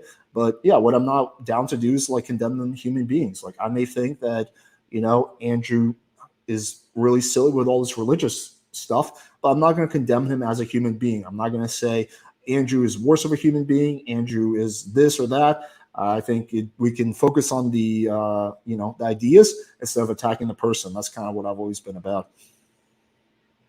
Okay, well, yeah, I'm not talking about like individual, like personal attack or add-ons or whatever. I guess more like to kind of shift a little bit. You got to tie the thread here, Nina. We got to get back to this idea Right. of red pill feminism. We're kind of Yeah, off yeah. on a tangent now about whether or not you can engage with different communities. I think that you were trying to tie that back in to say at what point does it become an endorsement of like Andrew Tate, these types of guys. So I was happy to let it go that way. But we gotta either tie the thread or we gotta go somewhere else. Yeah, I was directly about to do that. Thank you for keeping me on track again. Let's just gossip about so Andrew. I wanted to. So I do remember watching you talk with, I believe it was Vosh, I'm not sure, about Andrew Tate. Do you remember that conversation? Yeah, sure. I then again, I'm wanting to. That was where I was going with tying the thread a little bit. Where I don't know if you've changed your position that much, because I think when you had that conversation, that was before he was arrested, right? Yes. Well, my position on Andrew Tate is largely the same. Okay, so a lot of it, from what I remember, I don't know, you probably have a better memory of it than I do, or maybe you don't. I haven't watched that in a while. It was like a few months ago, right? And I don't feel like you were very strong on like your condemnation of his like the sex trafficking accusations. Well, that's because he hasn't been convicted yet. But I have said very clearly multiple times is that if he is guilty of that, then that is despicable, horrible behavior that is just disgusting. I'm just not willing to. But he says that he does it though. Well, that's the thing. He doesn't say that he does sex trafficking. He says some things, which he definitely, there's an element of self-snitching. He does definitely say some really shady things. And I've actually played those clips on my channel and condemned that. One of the biggest things, the biggest thing I've condemned is that he has admitted in a clip the fact that he has ripped off like lonely men. So what he'll do is he'll have a girl pretend to be whatever, interested in the guy, and like, hey, send me $5,000, we can meet. And then the guy sends the money and she goes, right? Like just basically theft from men. And I've been very, very public about condemning that, saying that I think that's unacceptable, that's horrible, blah, blah, blah. I've debated some of my even own fans on that. So the stuff that is like crystal clear, I have condemned. But before I like make a definitive position condemning him for the sex trafficking, I want to see how the trial goes. I want to see the evidence. I want to see the evidence the prosecution has. I want to see the evidence the defense has. And once that's over, then I can condemn him or not based on what happens. Okay, but as that thing that I linked to you in the Crucible chat here, or the whatever your chat, he straight up talks about how he would take their passports and stuff. Would you not consider that? Like, do you think that he's lying about that, or yeah? So I think, I've talked about this. I think that's really iffy, sus behavior, but I'm not willing to just go ahead and condemn him on that because several reasons. I watched a lot of like lawyer coverage about this, and typically you can't really take what people say in YouTube videos at face value, especially someone with as much bravado as Andrew Tate. So again, maybe it happened, maybe it did. I would rather see the actual evidence. I want to see how this case plays out. And also the second thing is just because he's taking their passports doesn't necessarily mean like he's a human trafficker. Like, for example, when me and my girlfriend travel, I'll just give her my passport, and she'll be like, babe, let me take your passport. She's better at organizing than me. And so that in of itself, the question is why? Was he doing it because he wanted to have power over these women, or was he doing it because he thought they were silly bimbos who would lose their passports? So the question is why. Again, I agree it seems very sus. I agree that more likely the motive is nefarious, but it's not 100% yet. And I think we lose nothing by letting this case play out, seeing the evidence. We haven't seen the evidence the defense has yet. We haven't seen all the evidence the prosecution has, except for the stuff that was leaked. I think we should wait for the evidence, and then we should either condemn or not condemn based on the evidence. I'm not really a fan of rushing to judgment in situations like this, so. Okay, but again, like I'm sure you're familiar with the lover boy method, and he straight up describes that that's what he does. That's what he's always talked about. He's done it talked about it quite a bit. So do you just disbelieve him that no, I truly he was believe actually doing what he said he was? Because then if you believe him, then that is straight up sex trafficking. No, I truly believe he did the lover boy method. I think that I'm not a fan of that. I think that's ethically. So you just don't think that's sex trafficking, even though it's considered sex trafficking? No, I don't think doing the lover boy method in of itself is sex trafficking. But it is, by like law. No, I think that for sex trafficking, there needs to be an element of coercion. That is when so they take your passport. For example, like I seduce you, and I'm like, Nina, I need you to give me $10,000. I'm very convinced. That's not. I know. That's not illegal in of itself, right? It's shitty behavior. It's unethical, but that itself is not illegal. Okay, but okay, I guess we're just gonna not acknowledge that. That's fine. By literally what he was describing, if he did it, then that is what is basically defined as a form of sex trafficking. So that is not for dispute. That's just interesting you have that perspective. And why I want to tie this back again to the red pill stuff is that's kind of the problem, because that's where I think you have your bias here, where like that's clearly defined as like a method of sex trafficking, and you refuse to like acknowledge that he's like you believe that he's doing it, but you won't say that he's actually sex trafficking. And maybe that you think that because you don't really have that strong of an opinion, or you're too unwilling to go against, because obviously we know the Andrew Tate mob is crazy, but like unwilling to go against that aspect of the red pill community. Like that is like I think like one of the biggest I don't give a things shit. of the red. I'll go after anyone. You won't say anything bad about. I honestly think you're afraid to say anything bad about Andrew Tate, because you know I have that a publicly lot of your criticized him fans countless times. I have. Okay. I literally just. Did you get backlash for it? No, I don't, because people know that I'll say Exactly. what I want. Because if you do, I said literally 5 minutes ago that I think what he was doing was scamming guys out of money is despicable, unethical, and super fucked up. Yeah, you only care about the guys. How is that? What? You only care about the guys? No, I don't only care about the guys. That was just an example. I also think that here's one thing I've said in the past. He has admitted to basically stealing money from women and basically lying and saying it's taxes. I've said that's theft, that's unethical, that's super fucked up. We should never be stealing money. So I have criticized him on things involving man and woman. That was literally in this conversation. What? That was literally in this conversation. You didn't even know about that until I just told you about it in this conversation. Dude, go back and watch my previous videos. Check and fact check me. I said that many times. Very surprised when I brought it up earlier. I said that many times. The only thing I'm unwilling to do is jump to a conclusion based on a situation where charges have not even been filed. I'm not willing to completely condemn the guy. My crazy position is, hey, let's wait until evidence comes out, and then we can make up your own mind. I'm not a fan of this like rush to judgment shit. He hasn't been charged yet. We haven't seen the evidence. But he says he does it. No, he doesn't say he sex traffics. No, but he is described the exact method that would be considered sex trafficking. So it's what, not like what has he said that would be you would have to disbelieve.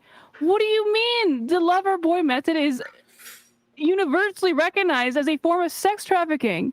I've never heard that before. I'm telling you right now. Well, what do you mean? Show me some evidence. Of what, him saying that? I did. That's the thing I linked. Okay, let me pull this up. Okay, sex trafficking criteria. There needs to be an element of coercion, physical or mental. Okay, Loverboy, human trafficking, and people smuggling. Literally the first thing that fucking comes up, dude. Here, I'll link you this. Well, just share your screen. I've got a lot of other stuff on my screen. I don't even know if you can do it on those. I'll just link it in the thing.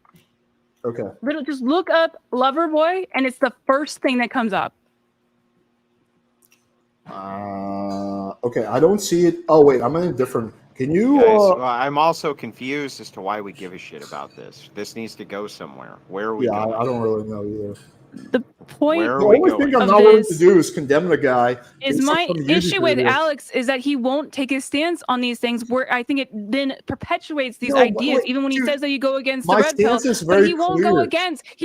against fucking Andrew Tate, because I think he is afraid of the red pill community. I think you Oh my are God, so like unaware of this. This is the cringiest take ever. Okay, first of all, I've said multiple things that are critical of Andrew Tate. I made multiple videos that are critical If you of Andrew didn't get Tate. backlash, you didn't fucking say anything, dude. Like, are you No. kidding me? I get shit on all the time for talking about Andrew Tate. Okay, you don't know me that well. You don't know my content that well, but I'm the last Well, person to be afraid of backlash. Okay, I go after You said anyone, you didn't get everyone. any backlash. I don't. Yeah, not with that, but I've gotten backlash with other things. I've gotten backlash with how frequently I criticize Fresh and Fit, some of the comments I made about them. So yeah, I've gotten backlash for some red pill things that I do. I've gotten backlash for how hard I go after Rollo Tomasi. So I have gotten backlash. But yeah, I very clearly said that human trafficking is disgusting, despicable behavior. Mhm. That is my position. But I want to see how this case plays out before I put Andrew Tate in that category. That is a reasonable position. That is what I think people should do instead of this rush of judgment thing, is they should But see he says he all does it. the evidence. No, he doesn't. See all the evidence. Once you see all the evidence, then you can make up your mind. You haven't seen the evidence the defense has. You haven't, because it has been released. You haven't seen most of the. I don't have to see don't evidence. have He to- says he does it. Well, thank God you're not the judge then, because we'd be living I'm in a not the judge. shitty. Obviously, I would have a different standard of judgment if I'm. Yeah, like, your trying standard to of judgment would be horrible. he said something But in a I'm saying YouTube about video. criticizing him. Let's throw him away for 20 years. Like, that's your standard Oh of my judgment God. right now. He said something in a YouTube video. Let's put him away. Like, let's look at Yeah, the 'cause, physical evidence. Let's look at the witness testimonies. Let's look at like all the evidence, and then we You can are make. such a coward. You literally won't make any hard judgment or any not judgment. Sorry, that was poor wording. Like you won't just like. He says that he does it. Why No, he fuck never are says. you not going to be willing to say that? Yeah, he's probably fucking guilty of the thing that he says that he does. Well, because I believe that you shouldn't condemn people until all the evidence plays out. I think that's Okay. So you also really then messed up you would behavior. maybe agree with me that you shouldn't listen to anything Andrew Tate says because he's just lying. Depends on what. Like, what are we on talking that, about? you're saying that because he says he does that, so he must. No, he's never said he human traffics. Can you show me the clip where he says he human He has traffics? literally described. I have. It's in the thing. I linked it. You can watch it. It's fine. Okay, like, let he's me. describing the exact method that he would get people. They've said it a million times that they get people to fall in love with them, move to the country, and then once they do, they convince them to go into doing sex work for them. They have them their bottom bitch. Like, he didn't say that word, but like they have the best way to. I don't have a good Andrew Tate voice, but I'll get my girl and we go to the club and we convince it. Which article are we It's the talking best about? way. Are we The talking first about? one is a video. Yes, the Bruce Rivers one. It's just the easiest one. I just knew that's the fastest one. Okay, you're talking about But the government NL doesn't even mention Andrew Tate. What? The second one you sent me, government. Yeah, because the second one is literally what the Loverboy method is.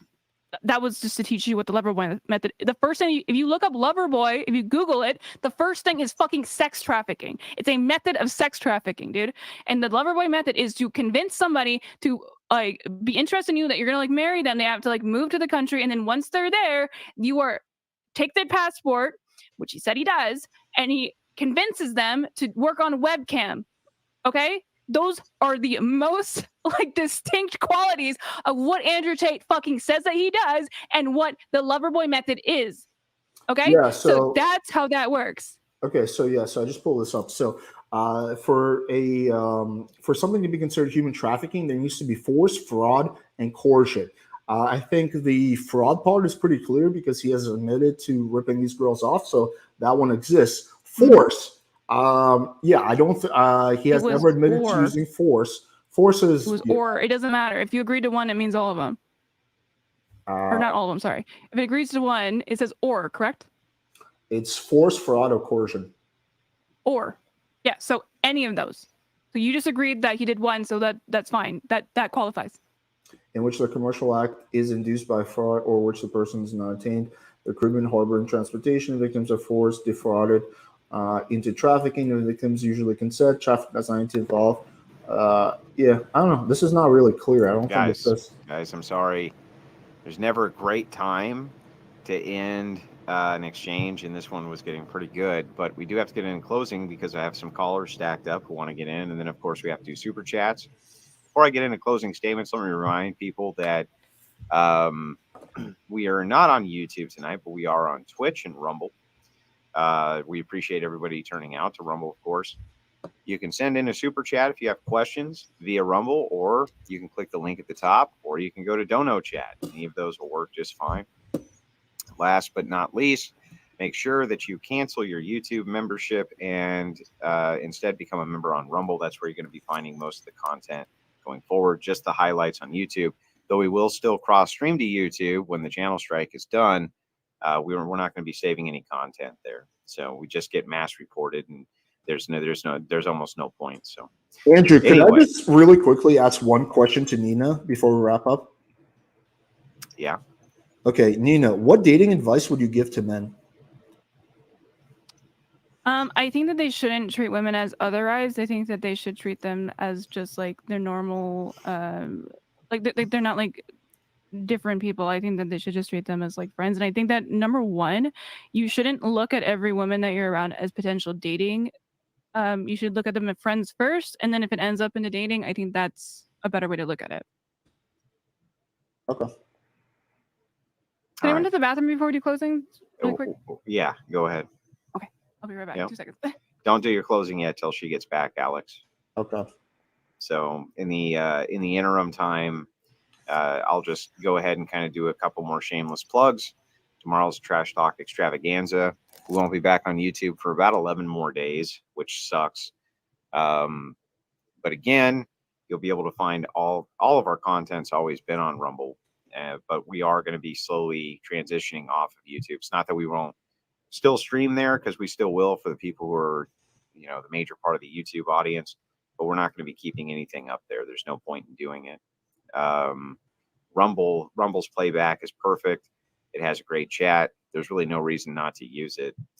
And that's pretty much where we're at. Unfortunately, our content, because it's divisive, I guess you could say, we get mass reported on a lot of this stuff. So for no good reason, but it is what it is, and they can play hell with the algorithm. Anyway, Alex, I'm going to let you close first. You have 7 minutes on the clock, and then I'm going to give Nina the last word as she opened first. Go ahead whenever you're ready. Yeah, I'll keep it brief. First of all, I think it was a good debate. I appreciate you coming. So let's start off with that. But also, I think it's ironic that Nina was criticizing me for potentially making a small percentage of men, one who have erectile dysfunction or something like that, feel left out because I made a general descriptive statement. But at the same time, she wants me to condemn and shame the red pill community and say, this is bad, this is all that. I think that's not really productive. I don't think that's going to lead to anything. I think that shuts down dialogue. I think my method and Destiny's method is much more effective, which is having conversations with people who disagree with you. I think that's how you convert people, not by shaming them or condemning them or making them feel like, they're whatever. They're not worthy of your respect or of your attention. I think the Andrew Tate thing, again, I feel like I'm being strawmanned a little bit. I'm not some Andrew Tate fanboy. I've been critical of Andrew Tate in multiple things. The only thing I'm not willing to do is rush to judgment and condemn the guy based on some YouTube videos. I want to see the evidence come out. And look, if it turns out, the evidence comes out and, he's found guilty, then I will be the first person to condemn that. I think human trafficking is disgusting. I think it's horrible behavior. I would never in a million years be in support of that. But also at the same time, I like to give people the benefit of the doubt. I like to see the evidence come out. I think there's been enough cases in human history especially in America in the last 30 years, where basically someone got charged of something, they're facing like the death penalty, and last minute, DNA evidence or something like that came out showing they're innocent. So I think it's important to be prudent. We lose absolutely nothing by being prudent and waiting for all the evidence. But I think that it's not fair. I wouldn't like that if that happened to me, if I was facing a charge that I wasn't, guilty of, if people were rushing to judgment. So I feel like that's the reasonable, fair thing to do. Again, what I'm not saying is like, oh, he's innocent, this is a cover up. All I'm saying is, hey, listen, it doesn't look that good. Let's wait for all the evidence. I want to see what evidence the defense has. I think that's important before we make a definitive, statement. Not that Andrew Tate really cares about what I say on my channel, but so that's the second thing. I think the third thing is I think we talked a lot about like dating advice for men, how different are men and women.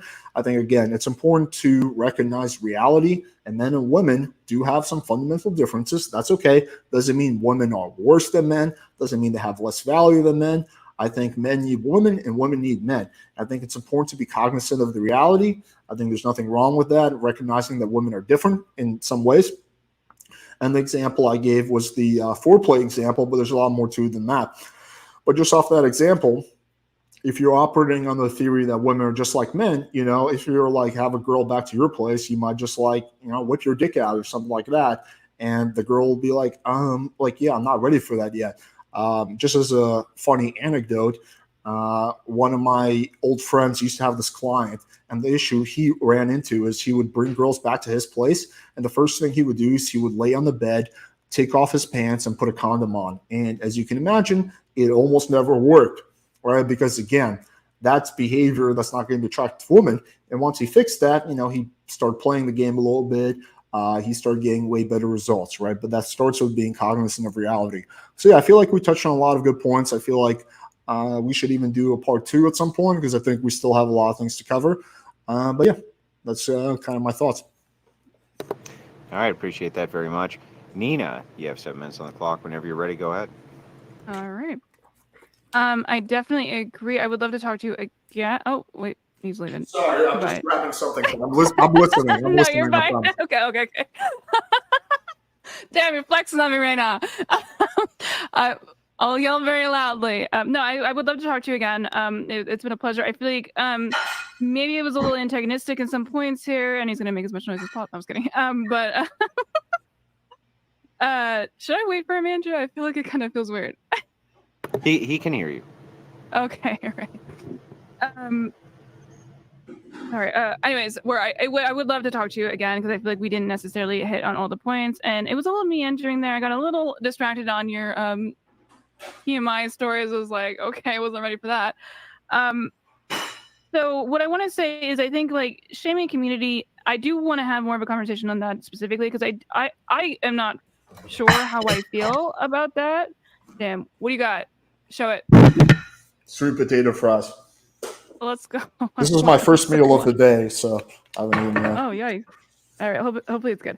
Anyways, but so I do legitimately want to have a conversation, because I'm not really sure where I land on that. I find it very conflicting thoughts in my head about whether or not it's good to constantly be in the opposing camp, where I guess where it becomes a problem is where I think that you need to take a stance at some point. I'm not saying you just, I'm just saying in general. Like, if you're going to be in that environment, you can't just be kind of like the passive way that I feel like you are in a lot of ways, where like, oh, everyone's opinion is valid. No, the opinion of somebody who thinks that Black people are not real people is not valid. Okay. I'm not saying that's obviously the red pill community. I'm just saying, when you have people like in the red pill community who do think that women are not only different, but they are like basically second-class citizens, that you can't just be passive about. That then normalizes that ideology, in my opinion. And I think that it's really important that if you're going to be in those spaces, you need to not say that everyone gets to have the same voice. Everyone can just say whatever the fuck they want. Everyone can just like, oh yeah, your opinion's as valid as the opposing opinion. Because when one opinion is that doesn't want the other side to have like rights, you can't say that those are the same at that point, because you really need to take a stance if you're going to be in those communities. Because if you don't do that, then it kind of is seen as normalizing or like accepting or like co-signing in some ways that that opinion. So when we talk about Andrew Tate, I understand there's a lot to that. I think that that's kind of the same issue that I'm having here again. When you're saying like, I don't think that you would be as charitable to anybody else. When somebody is directly telling, like you're saying that you wouldn't want it to happen to you, but if you're directly telling people constantly like, oh, I'm sex, like, and I'm not in those words, but like say like, oh, I've like your entire thing is talking about scamming people or something. I'm not saying that you're doing that, obviously, hypothetical. If your entire like business model or what you do is, oh, I'm scamming people, and you're saying basically, you're not saying you're scamming people, but you're describing a pyramid scheme or whatever. You're not saying it's a pyramid scheme, you're just saying everything that has to do with a pyramid scheme.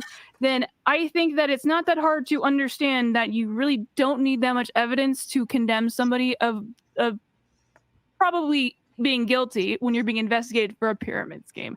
I don't think that's a hard stretch. And I think that going against that is like really odd to me. And it really reeks of kind of an agenda or like a fear of like some sort of backlash, because I don't get it. I don't get why people are so against like, yeah, he's probably guilty. Like you won't even say that.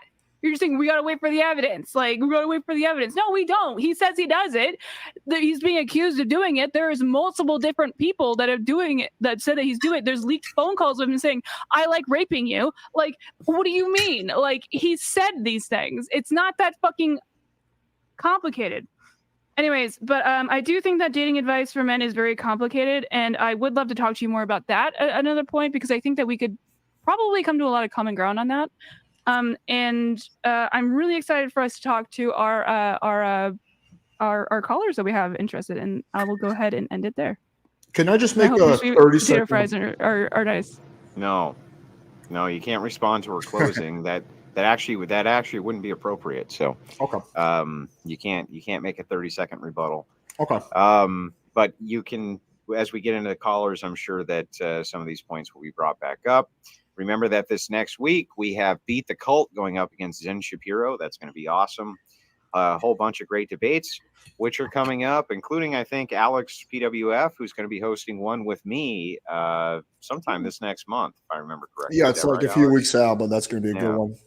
Yeah, that'll be Who's really going to be good. on? It's going to be go with like ahead. a hardcore feminist named Farah. Okay. Yeah. Cool. Yeah, that'll work out like all the feminists, I'm sure. It might be a little boring because Andrew's like definitely a feminist himself, so I don't know how it's going to go. Yeah, that's a good That is point. true. He is the biggest feminist. So tell him to stop reporting my channel. Okay, anyway, Adam Dole, thank you so much for the call in. Appreciate it very much. Hey. You've been waiting very patiently. Go ahead Hello. with your question. Okay, so I hope I'm coming through. Am I? Mm-hmm. You are. Yeah, You you're sound good. fantastic. Okay, so my first question is actually for Alex. In your review, do you view like the red pill dating advice as more or less amoral? Depends on which piece of advice we're talking about. Well, that's fair. I mean, rather giving dating advice in general. Like, I don't think dating advice is amoral. I think dating advice is, generally speaking, ethically neutral, and depends on how you do it and which way you use it. So, yeah, I think that dating advice is ethically neutral. It's not good or bad. It's but there are some things that can be unethical, like, for example, gaslighting or love bombing. But that's not something that's commonly given, in my community or, pretty much most of the communities I've seen. So no, I think it's ethically neutral. Wait, okay. I'm sorry. Am I using amoral wrong? I thought that amoral meant ethically neutral. Oh, sorry. Maybe I misunderstood you. But then the answer is yes, I agree with you. Okay. Well, then a follow-up to that. Don't you think that giving even just advice on how to do something itself can be a negative thing.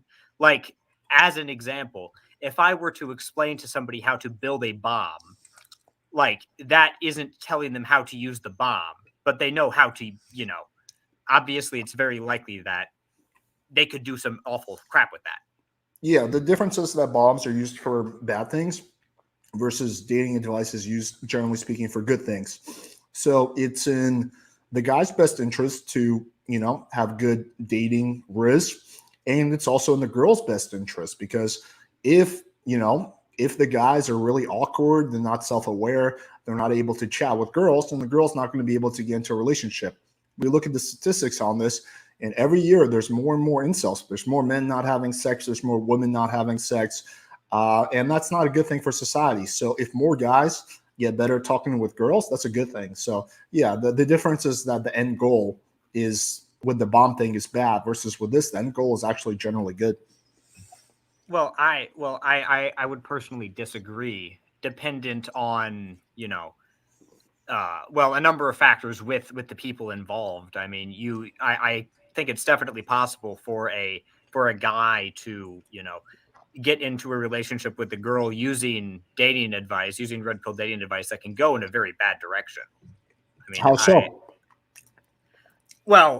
I could probably provide a hypothetical, but that would probably take all night. And I really want to grill Nina on something.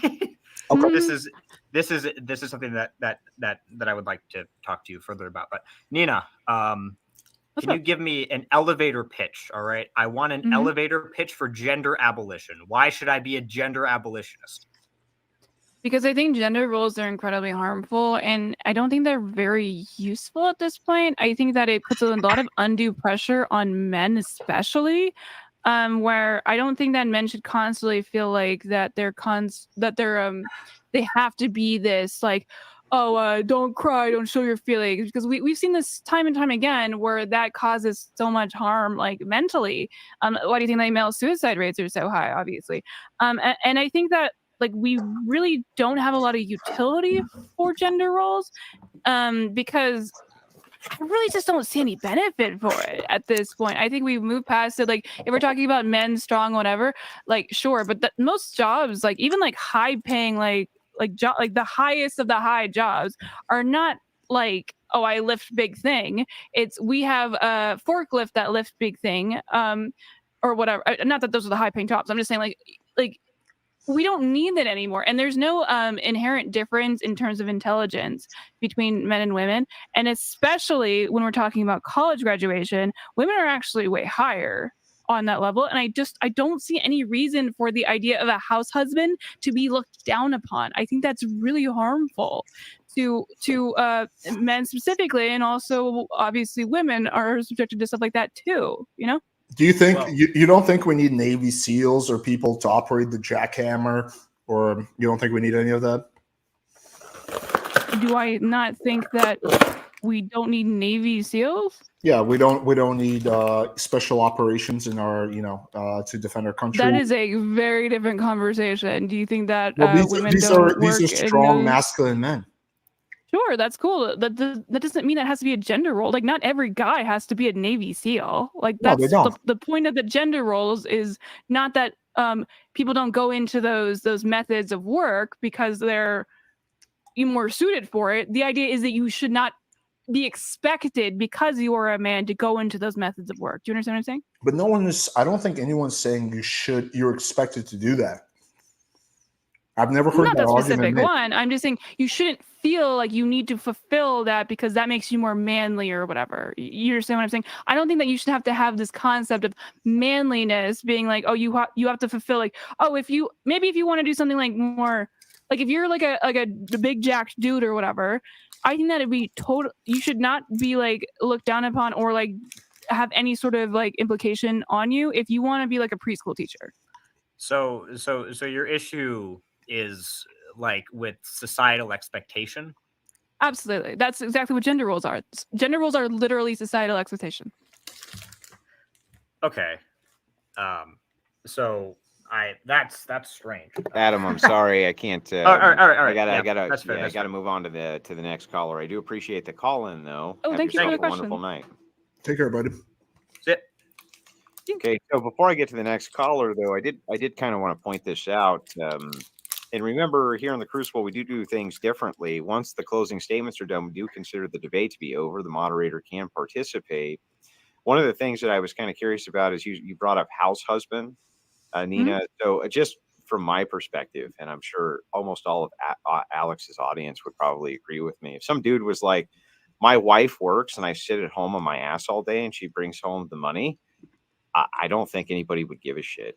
I literally don't think they would. In fact, they'd probably high five him and be like, holy shit, you got a fucking woman to work? That's insane. Well, I think that'd be odd that you're not doing anything. Obviously, if we're talking about a house husband, typically a housewife, like typically we're talking about people that are like taking care of like children. So if you're just sitting at home doing nothing, I don't think that that's necessarily what we're talking about. Yeah, but I mean there even is if some element. but even if he was just like not doing anything, if he wasn't even earning his keep, he just sat on his ass and played video games all day, and the woman was out working her ass off, and she seemed to enjoy the arrangement. I don't think anybody would look down on him. I think they would high five him and be like, "Good job, dude! You got a woman to work." That's insane. Base. Then we're getting closer to the gender abolitionist Just world that I want. That's what I think, anyway. But all right, we'll come to common ground on that then. Yeah, I guess. What about you, Alex? I mean, have you ever heard anybody who's like upset that they fucking got a chick to? No, I've never even heard that. No. But... Well, I don't like your wording that you're kind of making it seem like it's a trick. Like, oh, I debated them into like. Would you be okay with the rhetoric being the opposite? Of what? Oh, I got this guy to work for me, and I just get to stay at home and do nothing. You mean a simp? If that's what you're saying, I'm saying if the gender roles were reversed. I mean, that's what Alex is. Genders were reversed. I mean, that's what Alex is trying to do, right? He's trying to convince men to not be that guy. I mean, do you think that's what Rachel does? I mean, I think she obviously is at home, but I think red pillars. Yeah, but that's so there's I think there's a big difference between a stay-at-home wife and a woman who is, Would you feel that way if she was the one making all the money and you were staying home with? Oh yeah, I'd fucking love that. Are you kidding me? If she went to work and made all the money and I could sit at home on my ass and play video games and do nothing, that'd be great. If she made $1 million a year and I never had, you think I'd give a fuck? I wouldn't care. I wouldn't care at all. Progressive. Let's fucking go. Yeah, why would I care about that? No guy on planet Earth would ever care about that. It's women. It's women who care about that. Just so you know. Okay. Anyway, Corinth, go ahead whenever you're ready. Before the question, can I just thank both of our debaters, because watching Andrew question every decision he's made in his life up until now during the whole TMI discussion brought me so much joy. But for Alex, when you were saying that the criteria for sex trafficking were, if I remember correctly, coercion, fraud, or force, do you agree that or is going to be a statement that's requiring one of the possibilities, not all of the possibilities? Oh, yeah, I could be wrong on this. I'm not like an expert when it comes to law. But from that definition, would you say that Andrew Tate then falls under sex trafficker? So are you saying he just has to hit one of those three? If we're using or as the conjuncting statement there, that would be definitional, right? Well, it could be 2 out of 3. I don't know. If you want to go with 2 out of 3, is it okay if I try and posit an argument for coercion? If you try to, sorry, what? If I try and posit an argument for coercion based on his own previous statements? Don't use Corinth words. You can go for it. Speak plain. I feel like though, like, just to clarify, my position isn't that he's innocent. My position is, hey, let's wait for all the evidence to come out. Yep. So, like, if we can show evidence, then I feel like you'd be willing to adjust your position accordingly, which is why. Yeah, if the evidence is good, sure. So previously, he described his own dating method as, quote, I learned the most efficient way to meet girls, get them through the dating process, get them to bed, test if they're a good girl or not, and begin the process of them falling deeper and deeper into love. That is my skill, to extremely efficiently get women in love with me, end quote. None of that sounds like human trafficking to me. Do you think that sounds like a coercive behavior? No, not necessarily. You don't think that trying to get women into bed with them to then have those women end up be your cam stars is not a coercive nature? I think it did. Well, you left that part out. I mean, if he's like, I do this just so I can coerce them into being cam girls, and that's a little bit of a different story. But if he's if that is what he's doing it for, would you admit that it is coercion? Yeah, that probably would not look good. I mean, I would need to see the whole thing and just see what the original context is, but that would probably not look A good. contextual statement for it was Tate saying, "quote I've been running So away." yeah, I just kind of looked up the definition of coercion: the use of express or implied threats of violence. Uh, that puts a person. But anyway, so basically, or reprisal. So as a discharge from employment. So yeah, it seems for something to be coercion, there needs to be an implied threat of violence or retaliation of some kind. So meaning like my goal is to get these women to fall in love with me, and then once I do, I take their passports, and if they don't do what I say, then I don't give them that passport back. That would qualify. Yes, that is what he does. No, he has never said that if they don't do what I want, I don't give them the passport back. He just says I take their passport. I don't think anyone defines coercion by this. Like, if I'm trying to manipulate you very clearly, I don't have to be using the threat of force or violence to try and coerce you into doing something. Well, that's like the standard definition of coercion. I mean, yeah, but this isn't going to be how we're using the term. It's going to be which definition are you using? Because this is I'm using like a colloquial definition right here. Okay, I don't know about colloquial definitions. I just know what's like on every single like fucking definition page. And it seems like dictionary.cambridge, Merriam-Webster's, all the most when he's reliable saying colloquial, ones. he's saying the way that people intuit it, the way that people perceive it usually. Yeah, I don't really care about how random people interpret it. I care more about what the actual definition is, and I feel like that's what the law cares about. The law doesn't care about how the average person interprets it. The law cares about like the actual law, right? So no one's ever going to convict someone. Well, technically he's innocent, but most people are going to think that. Like, that's not how the law works, and that's kind of what I'm looking at. Do you feel like giving someone an ultimatum in what they perceive as like a romantic relationship to do what you want to be a form of coercion? Depends on what the ultimatum is.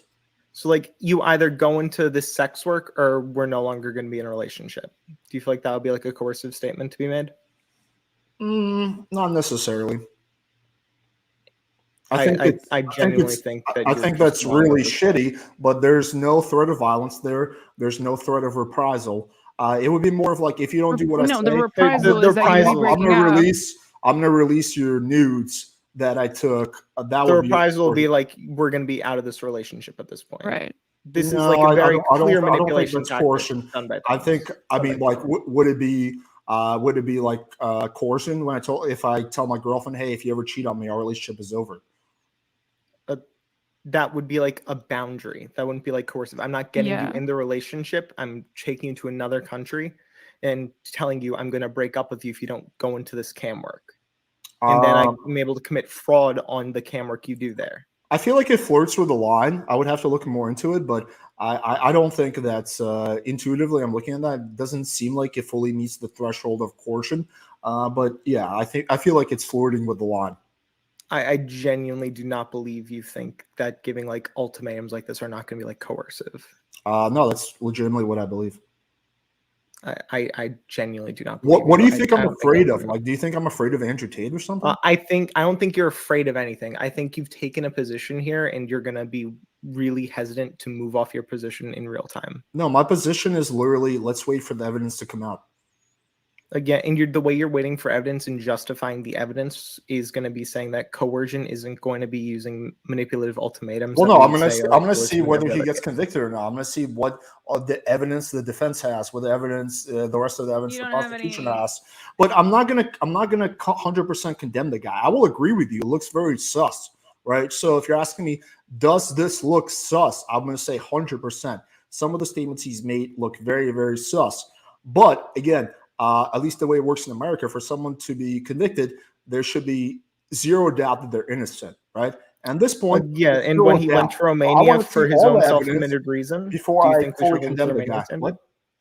When he went to Romania for his own self-admitted reason of their laws are going to be a lot more lax, and he's going to be able to do these things more effectively like that. Do you think that we should try and hold that to a standard of them even pressing charges is going to be closer to our beyond a reasonable doubt than it would be for like a Romanian stint? Yeah, I haven't seen just because he said he moved there because the laws are laxer. By the way, that was followed up because he had an allegedly false allegation. So he was like, "Hey, I feel like Romania is basically not a place where I get false allegations." That in of itself, yeah, I don't think is really. Yeah, so he's not getting like false allegations, but he's getting the allegation. So either like he's just really stupid, or it's more likely he did that. He's had allegation. He's been accused by 6 girls. 2 out of the 6 girls have come out and said, "Hey, I no longer feel this way." So that's a little questionable. But 4 out of the 6 girls are still sticking to the story. But again, my position is let's wait for the evidence. It's not a crazy position. I don't know why like people are like so like what evidence beyond his own admission of it and it fitting definitionally into what the Loverboy method of sex trafficking is would you need? What would I need? I would need to see all the evidence the defense has. I would need to see all the evidence the prosecution has. I want to see. But he said he did it. I want to see. No, he's never said that. He said things that he's described. He's described the exact thing that we saw earlier as the Loverboy method. Your feminist brain thinks is human trafficking, but he's never actually said human trafficking. He's never admitted to it. Right? You keep saying that, but do you think he needs to like say I've committed human trafficking for it to be done? He can't just like describe the method of human trafficking. If he said something like, yeah, like these girls, I will intimidate them and coerce them into doing what I want, something along the lines of that. Yeah, or he tells a story like, yeah, there was this one girl. She didn't want to do the this. I told her, hey, I'm gonna release like your nudes, or I'm gonna take all your money if you don't do that. Yeah, like something like that would be pretty clear example of coercion, but none of that happened.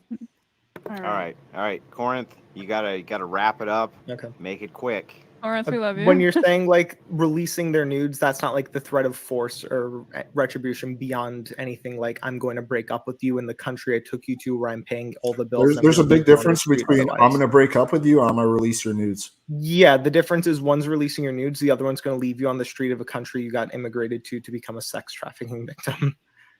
One's going to actually cause you to probably die.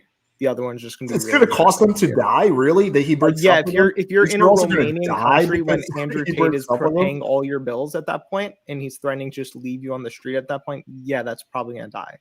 I'm not sure, like, what you think the likelihood for going to a random. I think these girls can probably hit up their daddy and have him fly them back. No, most of them are incredibly poor.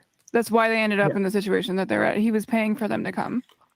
Okay, well, maybe they can make money doing other things. I don't know. What do you think your chances of surviving in like a Slovakian country as a homeless person who doesn't have a job or can speak the languages? Well, I'm not a homeless person. I have a job. And you don't have a passport. What do you think your chances of surviving there are? What do you think the chances are that you just got kicked the fuck out of here because you took too fucking long? What do you think the chances of that are, They had a good point, though.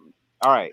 Lou, thank you so much for waiting patiently. Go ahead whenever. Corinth, if you ever want to come on my channel, discuss this more, feel free. No, we love Corinth. No, you don't want Corinth to come on. Okay, Alex, first quick question. The fuck is that mud shit you're always drinking? It's called kava. I've also wanted to know that. What is it? Kava. Kava? Okay, thank you. Nina, are you aware? What is it? It's a drink that's really popular in the South Pacific. It has similar effects to alcohol, but doesn't actually get you drunk. Oh. Okay. Nina, are you aware that you do not need a thesis to say a sentence? I've never been told that. You're lying. Just iconic speech. Start practicing it, please. Alex. Can you real quick remind me, why don't you like having sex with virgins? Because I feel like I've done it several times and I feel like the sex is not that good. Their pussies tend to be way too tight.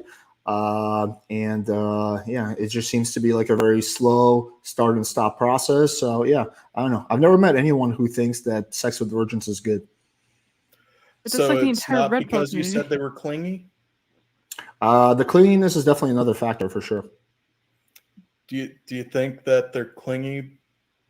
Them being clingy is why we always tell them to wait for marriage? Who is we? I never say that. Andrew, me, conservatives. Well, I have no idea who you are. So what exactly is the question? He's talking about Christ cons, Christ conservatives. Or Like the He's you saying need to, he's you need saying to the wait till a minute. clingy. Yeah, he's saying the clinginess and the fact that if a woman loses her virginity, she becomes clingy is one of the reasons that Christians are telling them to wait for marriage, and that's a good thing because you want them to become clingy to their husband, right? Yeah, I mean, again, I don't really have sex with virgins typically. I think that first of all, it's also this is not like something that applies to 100% of virgins. I think if you're being upfront and honest from the start, you're not leading the girl on. You're saying, "Hey, listen, just want to be clear. This is not going to turn into a relationship, or maybe you will. I don't know if you like the girl, Cam, but assuming you don't want a relationship, if you're upfront about that from the start, I don't think there's anything wrong with that. And again, I don't really have sex with virgins, so the girls I have sex with typically don't get clingy, so it doesn't really apply to me. I appreciate that as an upfront thing. I agree with you. So, like, for the record, it's not because they're clingy. What are you talking about? That you don't want to fuck virgins, I guess. Oh, in your previous debate, you it's a said you didn't combination like- of reasons. I would say the number one reason, I would say if I had to pick one, is because the sex is not that good. Yeah, in your previous debates, you said because they're clingy. Yeah, that's also part of it. I don't know if that's like the main thing. I would say that's a secondary thing, but yeah. Wait, can I ask you, Alex? Is it weird to you that that's like kind of like a red pill philosophy that like the more like women have sex, that like the less valued they are? Like I feel like you would agree that that seems weird because then virgins probably suck at fucking, you know, for obvious reasons. Yeah, I think it's like there's elements of cringe to it. There's elements of reality. So I think it's like it's a massive paradox because red pillars, they want the girl to fuck them on the first date, and if the girl doesn't, they say that whatever, she's playing games, whatever, right? But at the same time, if a girl fucks them on the first date, then chances are she's not a virgin, and the only kind of girls that they think have value are virgins, generally speaking, or girls with lower body counts. So a girl literally can never win. If she doesn't fuck the guy on the first date, then she's playing games, and if she does fuck the guy on the first date, then she's loose or whatever. So what they really want is a girl who's a virgin who just gives up her like virginity for like fucking Myron's bald head on the first date, which is something that's like really unrealistic. But I do think guys are entitled to have preferences when it comes to body count. Like me personally, if I was, I don't know, like if I met a girl and her body count was like 200, I would be very apprehensive getting into a relationship with her. I think we've seen the studies on that, and there's definitely things to be questioned about. So yeah, I think that a woman is not of lower value if she has a higher body count. I just think that everyone's entitled to have their preferences about what they want and what they don't want. So, well, Alex, would you make a delineation between a chick who's banged 10 guys versus 30? Would you prefer the chick who's banged 10 guys if everything else was equal? Yeah, probably. Yeah, well, then you do value it. Yeah, I probably value it to some extent. Sure. Yeah. Okay. Lou, did you have anything else? Not tonight. All right. Gents. Thank you Take so care. much for the call. Always great to Appreciate hear it. from you. Peacecraft, you've been waiting patiently. I'm sure that you're pissed off at me for making you wait patiently, but go ahead whenever you're ready. Don't worry, Nina. After hearing you debate 4 or 5 times, asking you questions is fucking useless. Alex. You read an entire essay. You got to ask the question at the first part and then Alex, do your... I don't care. Alex. Okay, fair enough. You teach men through speech and action to be more attractive to women with the goal of getting them in a relationship, correct? No, not necessarily in a relationship. I say I don't like prioritize. So if you want casual sex, if you want a fuck buddy, you want a relationship, you want marriage. Okay, but so I don't. Okay, it's all good. It's all good. It's all good. Well, it's an important hypothetical. I have a hypothetical for you. Okay.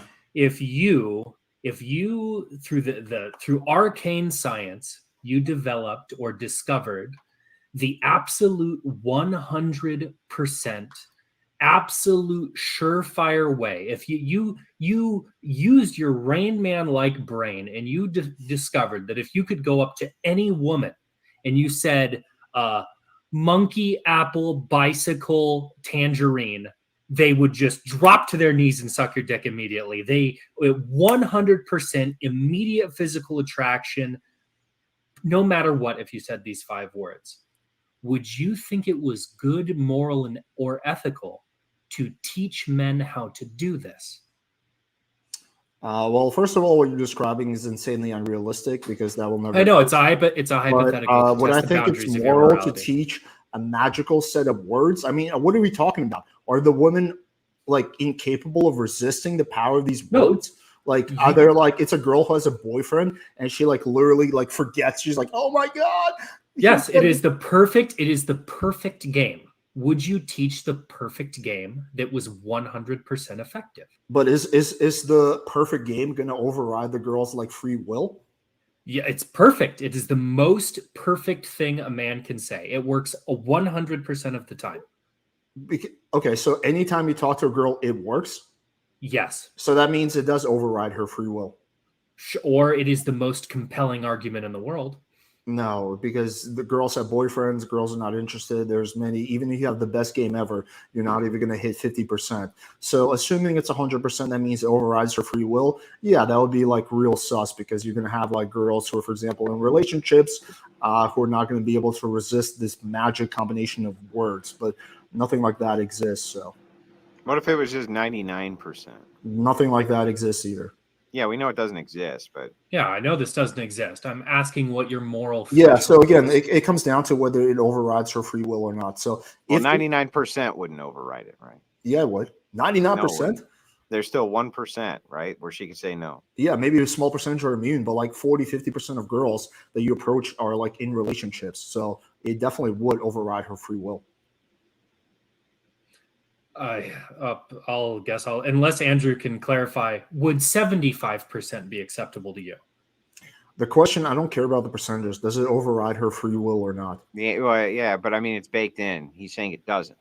It's not overriding their free will. It's just whatever it is, the combination of words. If it does not makes override, them go fucking nutso. Yeah, I mean, 75% would override her free will because like at least 40-50% of girls have relationships. But assuming it does not override her free will, then yeah, I think that's fine. So, I mean, I don't want to say I put you in a box here. What you can say then is the most effective technique that you could ever teach a man would be something that worked less than half the time. Yeah, a lot of girls have relationships. Yeah. All right. Nina, what's up? What is your goal of feminism? Why do you support feminism and gender abolition? What is your end goal? Why do you support this thing? That's really interesting to have that conversation about generally related to gender abolition and feminism, because I do think that the logical conclusion of feminism is gender abolition, where that we just don't have like any sort of gendered expectations on either end. And I think that that is incredibly important to do. And I think that we're really moving towards that. Yeah, I've even talked to a lot of conservatives that kind of like don't understand the point of, especially like we're talking about men's right. I understand gender abolition. I just believe it to be impossible. I'm asking you, I think it's going to be a long long down the line. Why do I support it? Yes. Are you trying to increase? Well, human obviously, happiness? I think it's a real thing. Yes, I think that's generally what it is. Okay. I think that it is more useful. Like, there's not a lot of utility to gender roles at this point, because we have technology that is,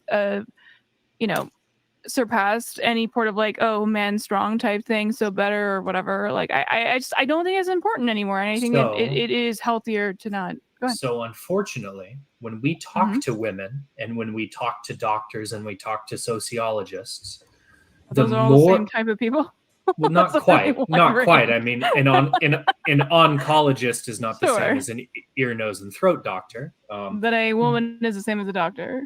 No, I'm saying when we talk to sociologists and doctors about women who study women and not only do impartial observations, but also self-reported data, the data that we have is that as a woman becomes more liberal and feminist, the more unhappy she becomes. You actually have data to back that up? Yes, I do. Okay, so what's the stats on that?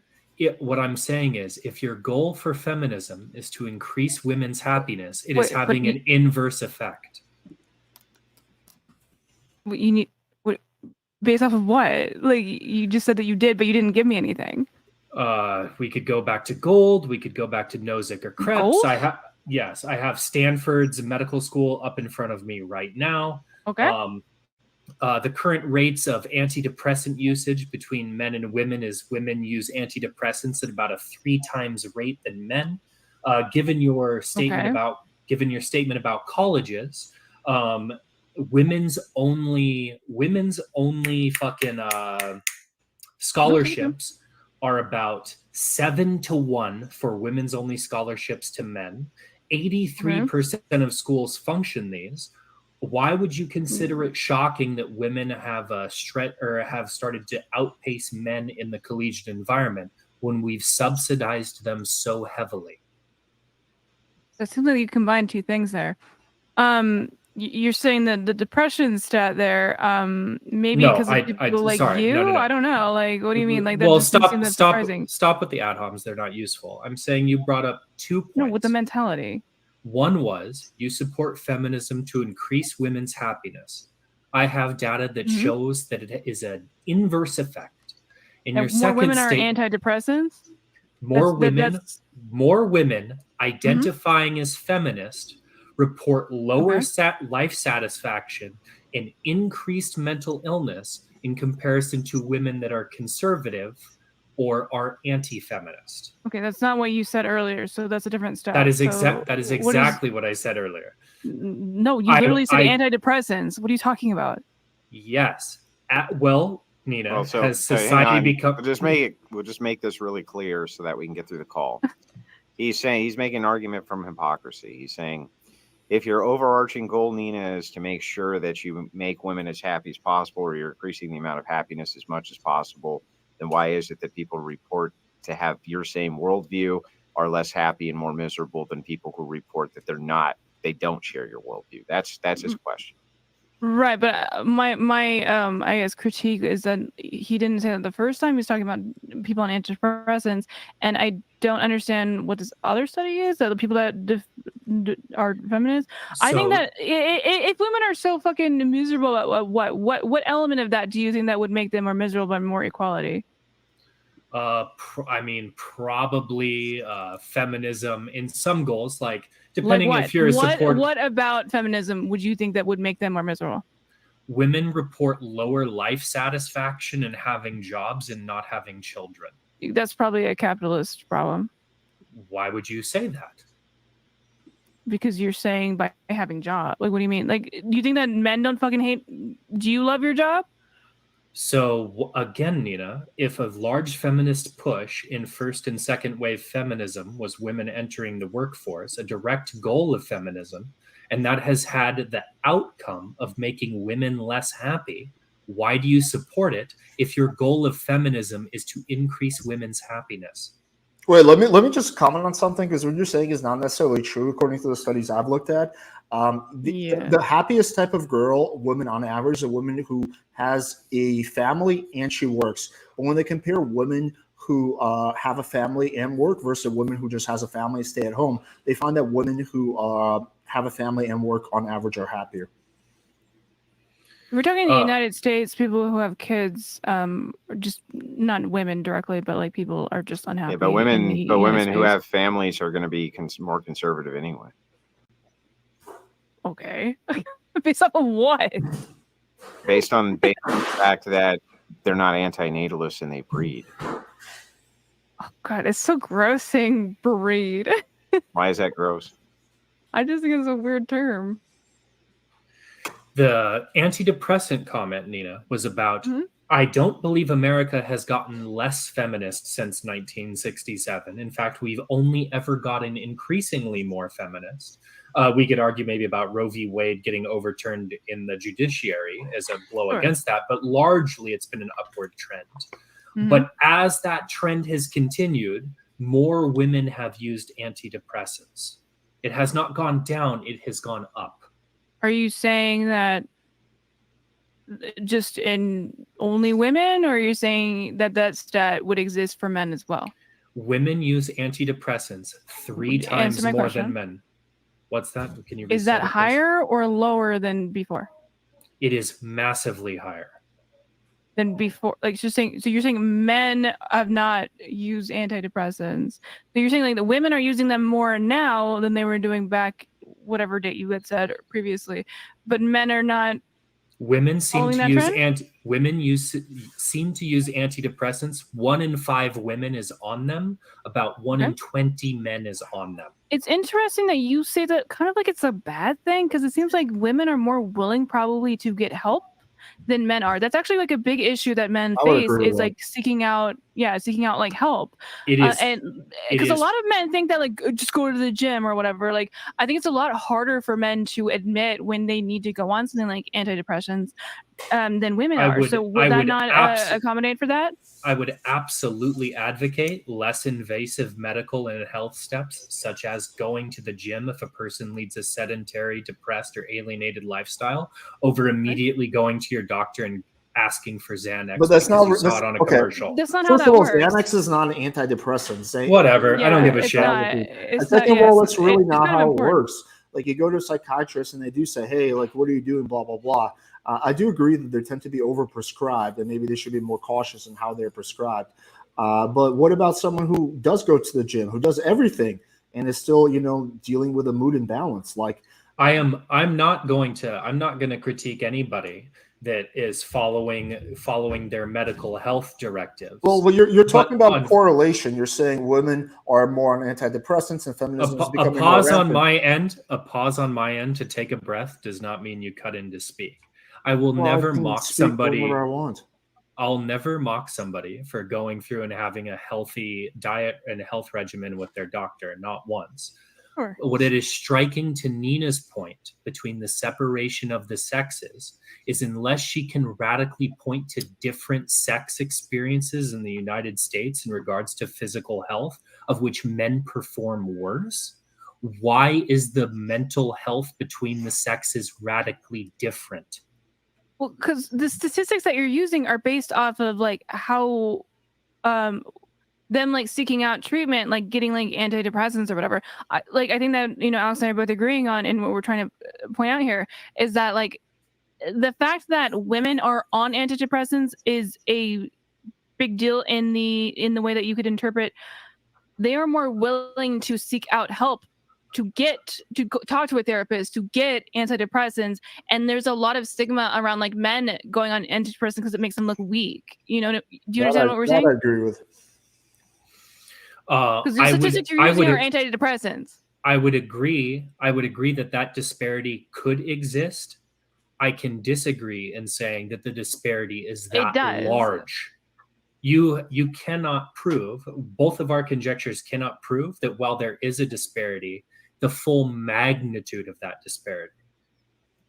Yeah, It's like for instance, he's saying, though. how do you know that men just aren't less fucking crazy, and that's why they don't seek them out as much?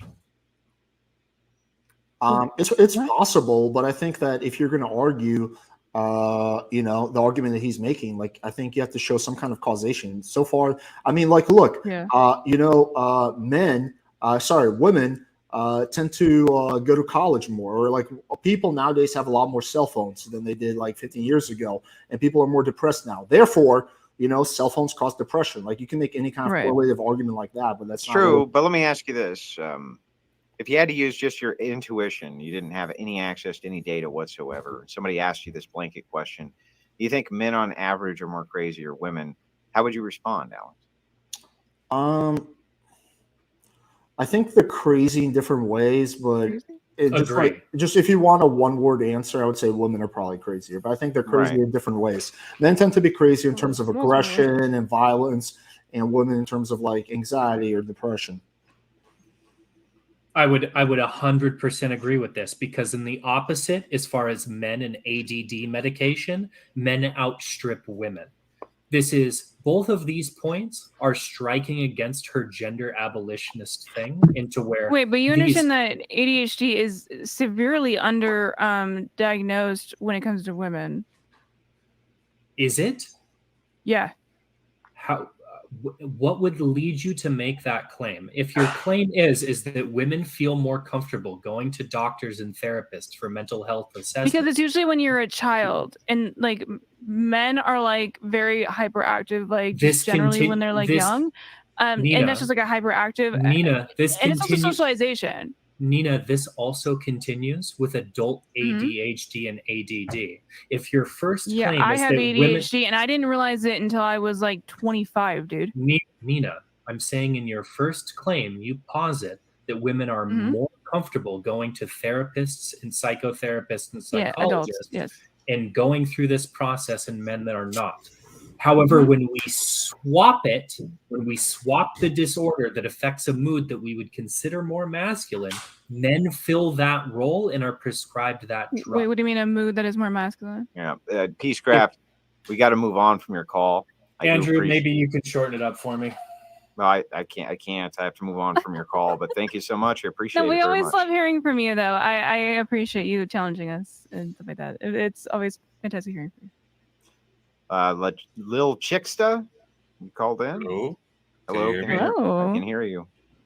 Good. So I have one question for Alex and then another question for Nina. Just I don't know if you He's can in hear the me right now. bathroom, so I don't know. Talk loudly, maybe. Well, I'd like to ask Andrew the first question. Oh, he's back. Because okay. Hey, I Andrew. am back. Alex. Yes. So going back to what you were talking about with Corinth. So I read up the definition of sex trafficking, the legal definition, and it says sex trafficking is the recruitment, harboring, transportation, provision, obtaining, patronizing, or soliciting of a person for the purpose of a commercial sex act in which a commercial sex act is induced by force, fraud, or coercion, or in which the person is due to perform acts below the age of 18. So I would agree with you that he didn't induce coercion to get his women to perform, webcam work, but he did induce fraud, which does fit this definition, or at least he admitted to using fraud. So I want to ask you, what do you think about this? Yeah, if legally, again, I'm not a lawyer, but if legally it turns out that you just seen one of those three, then I would say that he would fit the definition of a human trafficker.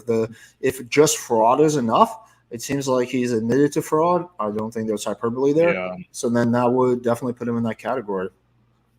Okay, that's fine. And then the second question is for Nina.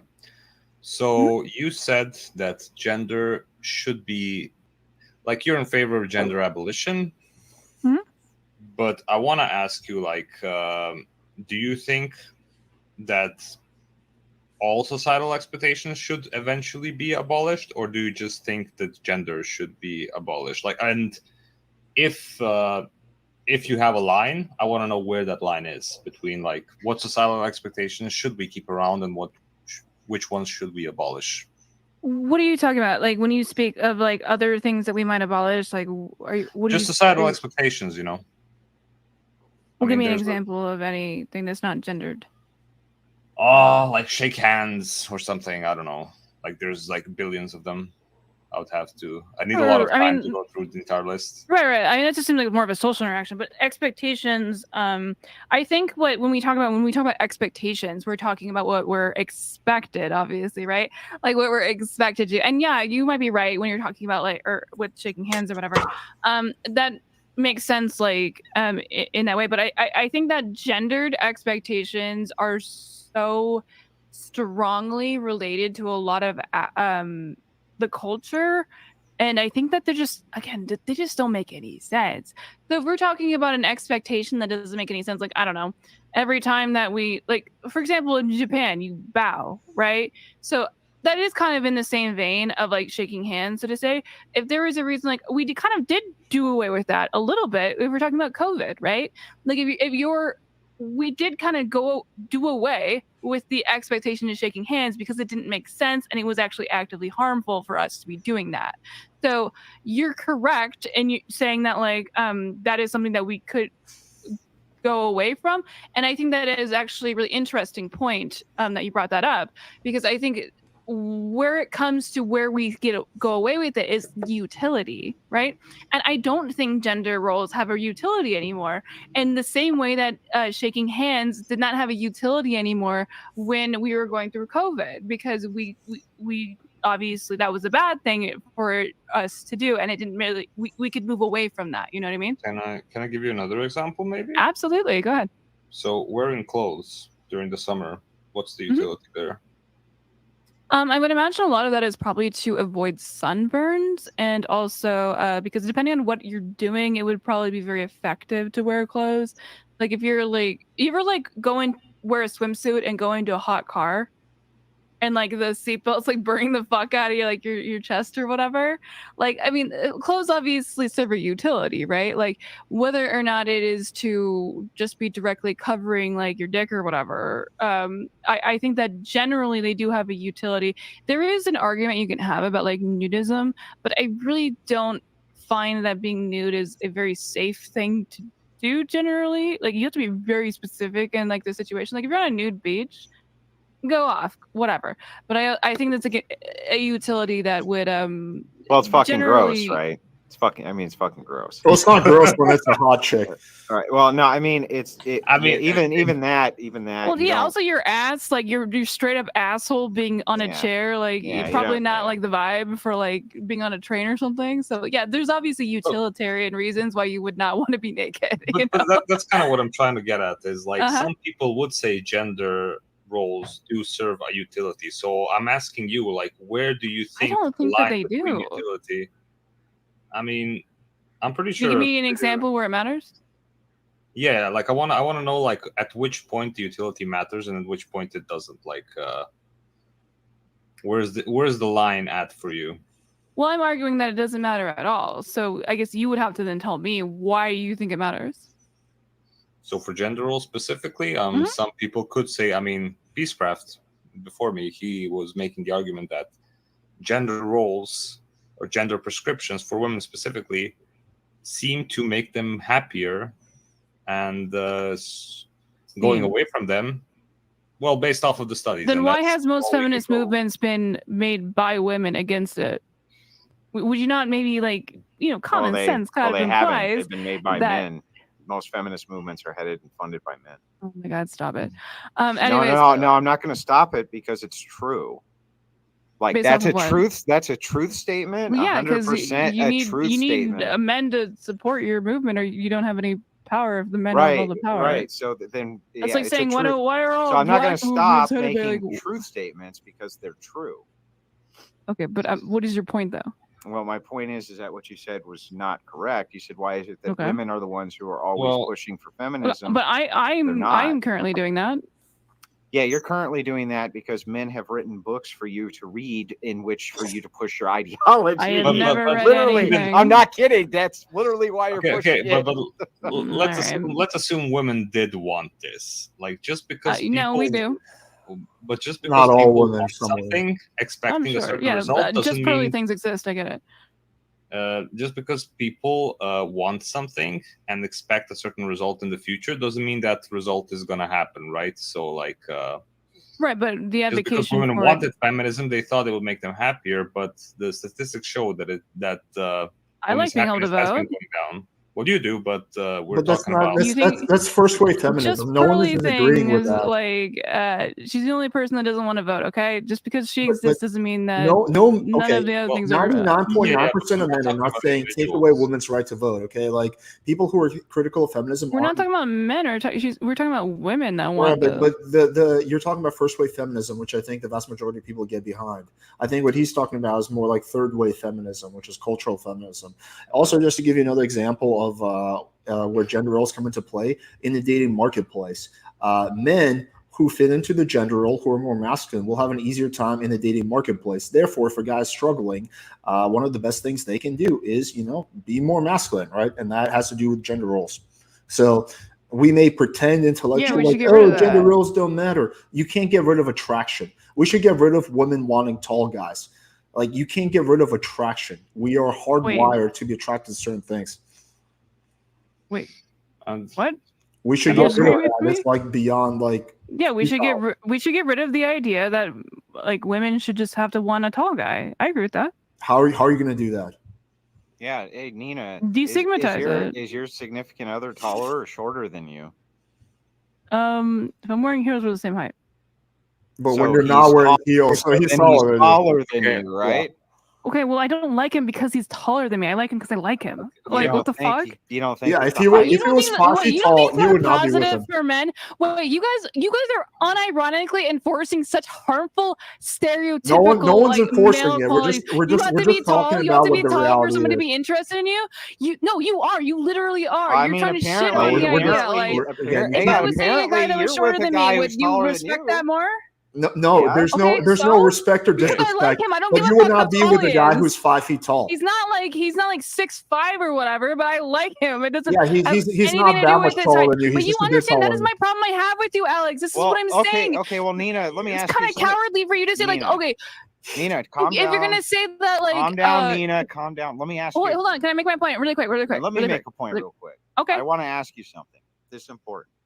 Okay. Assuming that your boyfriend was like you had a machine where you could make him however you wanted, would you make him shorter Why would I than want he to is? change him? Well, No, let's just that's say all weird. things stay equal. You have the same guy. Your dog is Everything, adorable, hang on. Alex. Everything about these two guys is exactly the same. You love them both the same. Everything else except one of them's taller than the other one. Would you take the taller one or the shorter one? I Lie don't to care. me. Lie to me, Nina. No, but You want to lie to you?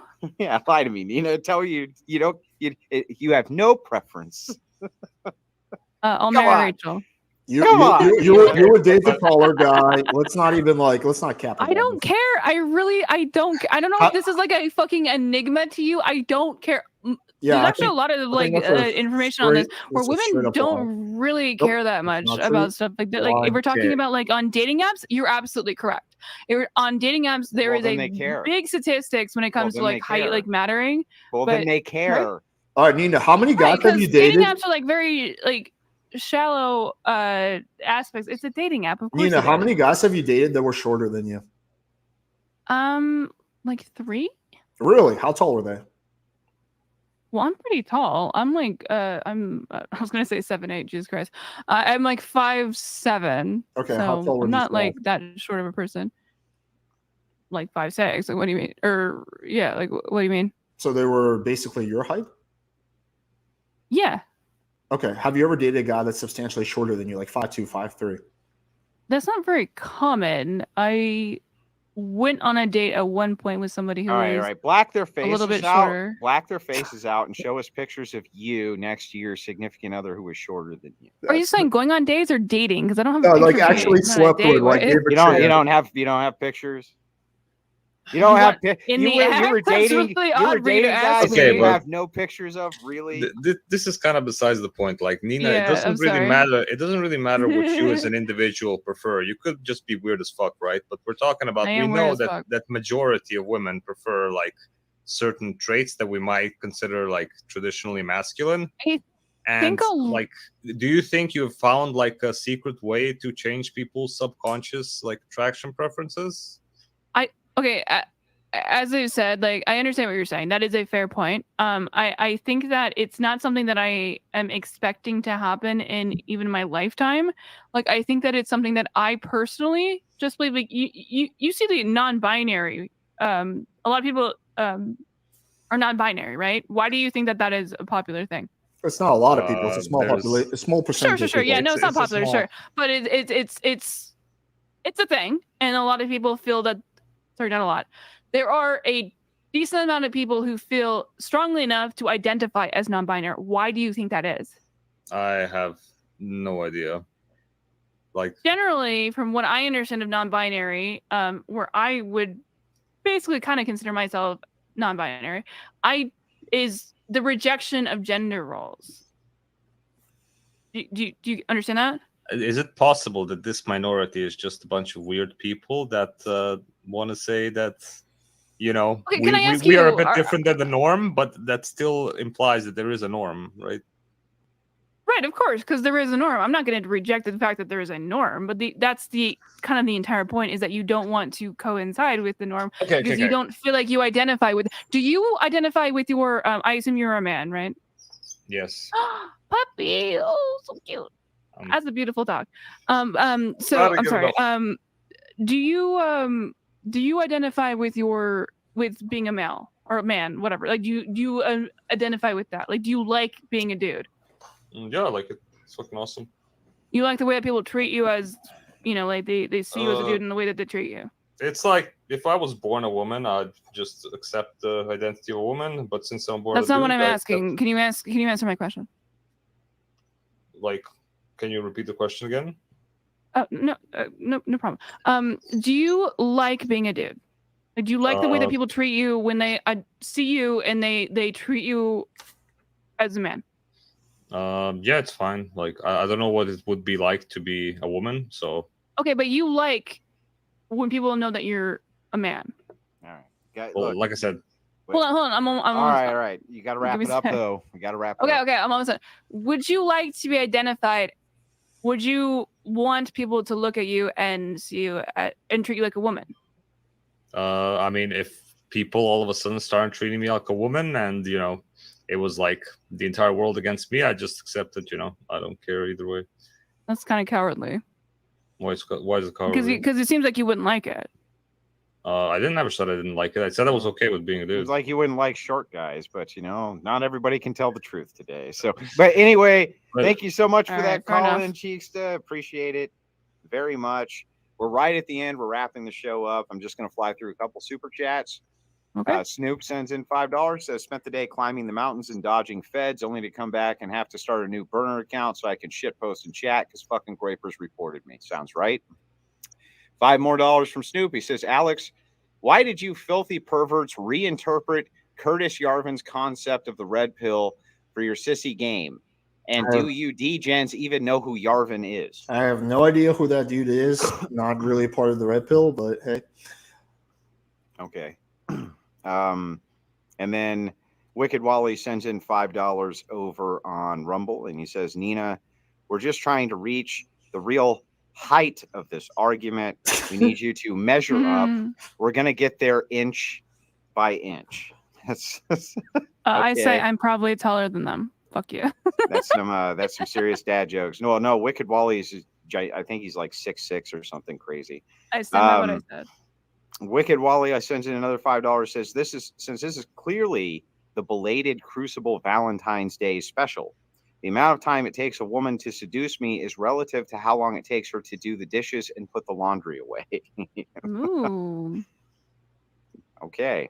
Also, $1 came in just from Wilhan Bones. He sent in another one. He just said, happy to see the content continue on Rumble. Wishing the Crucible the best. Appreciate that very much. Whole bunch of new subscribers over on Crucible who bought memberships. We appreciate that very much as well.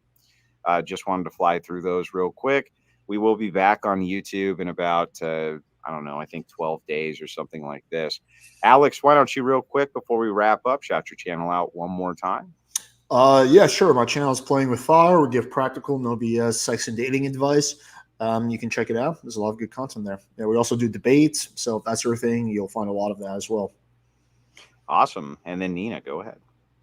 Again, it's twitch.tv/Nina, spelled like, if I can figure out how to do it, Neeina. It's always a pleasure to be on the Crucible. I'm sorry that there's a demonetization issue going on, but I am glad to be on. No, we're not demonetized. Oh, sorry. I'm confused with the Yeah, YouTube. we're suspended for 12 days. Oh, no. I'm sorry that happened. I'm glad that you're still doing content, though, on Rumble. It doesn't matter. We do fine even off platform, but anyway, we appreciate it very much, guys, and everybody watching from Alex BWF's channel. Even if you hate me, I'm sure that you enjoy the debates that we do. No, they love you. I think some of them do. It just depends on which feminist I'm crushing.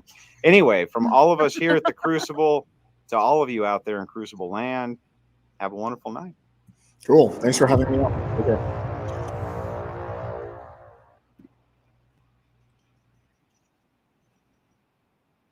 All right. Hopefully you guys enjoyed that. We're going on 3 hours, so I do want to wrap up. But anyway, thanks everyone for coming out. No, I can't open up the panel. We're going on 2 hours and 40 minutes in. But we're going to be back tomorrow night. Actually, no, not tomorrow night. Tomorrow I have a date. Tuesday and Wednesday, we're going to do speed dating. And also, I think we have Austin Dunham finally coming out for a podcast, so that should be good. Anyway, hopefully you guys enjoyed this. I think that was fun. It was a good time. But yeah, appreciate you all. Have a good night, guys. I'll see you next time.